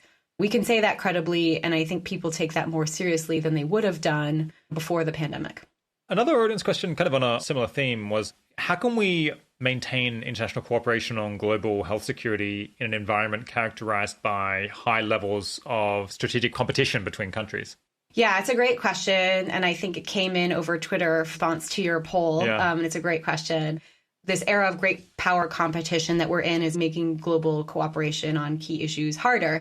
But I am optimistic that this is an area where we could have cooperation, including between countries that have tensions in other areas. So first of all, I think we can all agree that we have a shared interest in reducing pandemic risks. There's genuine shared interest there. And I think everyone around the world, without exception, is suffering from the impacts of COVID and would like to have a brighter future where this is less of a risk. But there's also a historical example that I think of when I think of this question, which is during the Cold War, at the height of tensions between the United States and Russia, there were track 2 dialogues between scientists who were really focused on reducing nuclear risks. And they were able to have an open line of communication about technical issues that were actually pretty sensitive about nuclear weapons between scientists when the governments couldn't talk to each other directly and it was too tense. And I think that's a really important historical example and one that we try to emulate in the biosecurity space. And I think there's room for biosecurity dialogues between countries that otherwise might have tensions between them to talk about these issues and to include scientists, because scientists are really good at talking to each other across barriers. And I think that that's a real path to progress. And I think we should be pushing forward in those areas for biosecurity. And it's something that NTI is actively pursuing. All right. Well, we've been going a while, and you've boldly fielded every question I managed to write for you, except for this last spider one. Okay. In prepping, I found out that you've been fortunate enough to live in quite a few countries. That's I guess right. You're in the UK with me now, but you've also lived in the US, of course, and Israel and China. That's right. I'm normally a connoisseur of complaints. I noticed that about you. I do love hearing about the negative, but I'm going to fight my negativity bias with this question. Good. And say, what's maybe one thing that you liked about each of these countries? Yeah, my favorite thing about each of these places. Okay, so one thing that makes me feel very American, the thing that I think is wonderful about the U.S. is just the optimism and dynamism and the yes, we can spirit and the sort of drive for innovation and the risk tolerance. I think that's fabulous. I think it is a huge driver of progress in the U.S. and something that I really strongly identify with, and it makes me proud to be an American. In terms of the United Kingdom, I live here now. There are lots of things I love about it. Two things that I think are really awesome, like the sort of the lived experience here in the UK is so fabulous. There's something that's special in the UK that you don't have in other places, and that's pubs. And the pub is this wonderful community gathering space that is very inclusive, and people from all walks of life come together, and it's very informal, and you have great food and great beer, and it's like really high quality experience, and it's not expensive, and it's not fussy. And I think we sort of try to have pubs in the US, but we totally fail. It's just not the same thing. It's either like a dive bar or like a very fancy, fussy place that isn't quite as laid back. So I think the pubs in England are just really special. I have to say two positive things. I think the gardening scene in the UK is amazing. I have a garden. You've seen it. I love gardening. I love BBC Gardener's World and Monty Don. He's my hero. It's fabulous. Okay, so the US has a great culture that supports entrepreneurship and science and progress, and the UK has pubs and gardening. No comment. I said, no, go ahead. I'm not comparing. I'm just saying things that I like. These are good things. I see what you tried to do there. I'm not going along with that narrative. China. I only spent 6 months living in China, and it was back in 2005. I think the thing that was most dramatic and like eye-opening about that is just the pace of change. China is changing so quickly. Rapid economic development, cities are being built up quickly, people being lifted out of poverty. The ideologies about what middle-class people should be doing and what their roles in society are changing. And it was just really fascinating to watch that happening before my eyes. I mean, I'm just used to living in developed countries where the rate of change is quite low. And just seeing that in China was just amazing. It was very eye-opening and just fascinating. Israel. I think the people in Israel are just, I have a lot of family that has ties to Israel. I think the people in Israel are just really warm and open and lovely, and it's really easy to connect with them. And they're also just really direct. I think a lot of people in the EA community value directness. Israelis are very direct. I mean, this is a gross generalization. It's not true of everyone, but the culture of discourse is very direct. And you might always not like what people are telling you, but you will know what they think. They will not be fooling you. And I think that can be very valuable sometimes. So there you go. There's my river of positivity for you. I hope it didn't bum you out. I really want to ask about the bad stuff, but we'll have to wait for a follow-up interview. You'll have to wait. Find out what you don't like. This has been super fun. My guest today has been Jaime Yassif. Thanks so much for coming on the 80,000 Hours podcast, Jaime. Thank you so much. It's been a pleasure to chat with you today. And thanks for all the great work that you guys are doing at 80,000 Hours. If you'd like to dedicate your career to reducing global catastrophic biological risks, you should think about applying to speak with our team one-on-one for free. We've made some hires this year, and so we're able to speak personally with a lot more readers and listeners than has ever been possible in the past. Our advisors can chat about your philosophical views, think about which problems might be a good fit, take a look over your plan, introduce you to prospective mentors, and even suggest specific organizations that might be able to use your skills right now. Just go to 80,000hours.org/speak to learn more and apply if you feel like it. All right. The 80,000 Hours podcast is produced and edited by Kieran Harris. Audio mastering and technical editing for this episode by Ryan Kessler and Ben Cordell. Full transcripts and an extensive collection of links to learn more are available on our site and put together by Katie Moore. Thanks for joining. Talk to you again soon.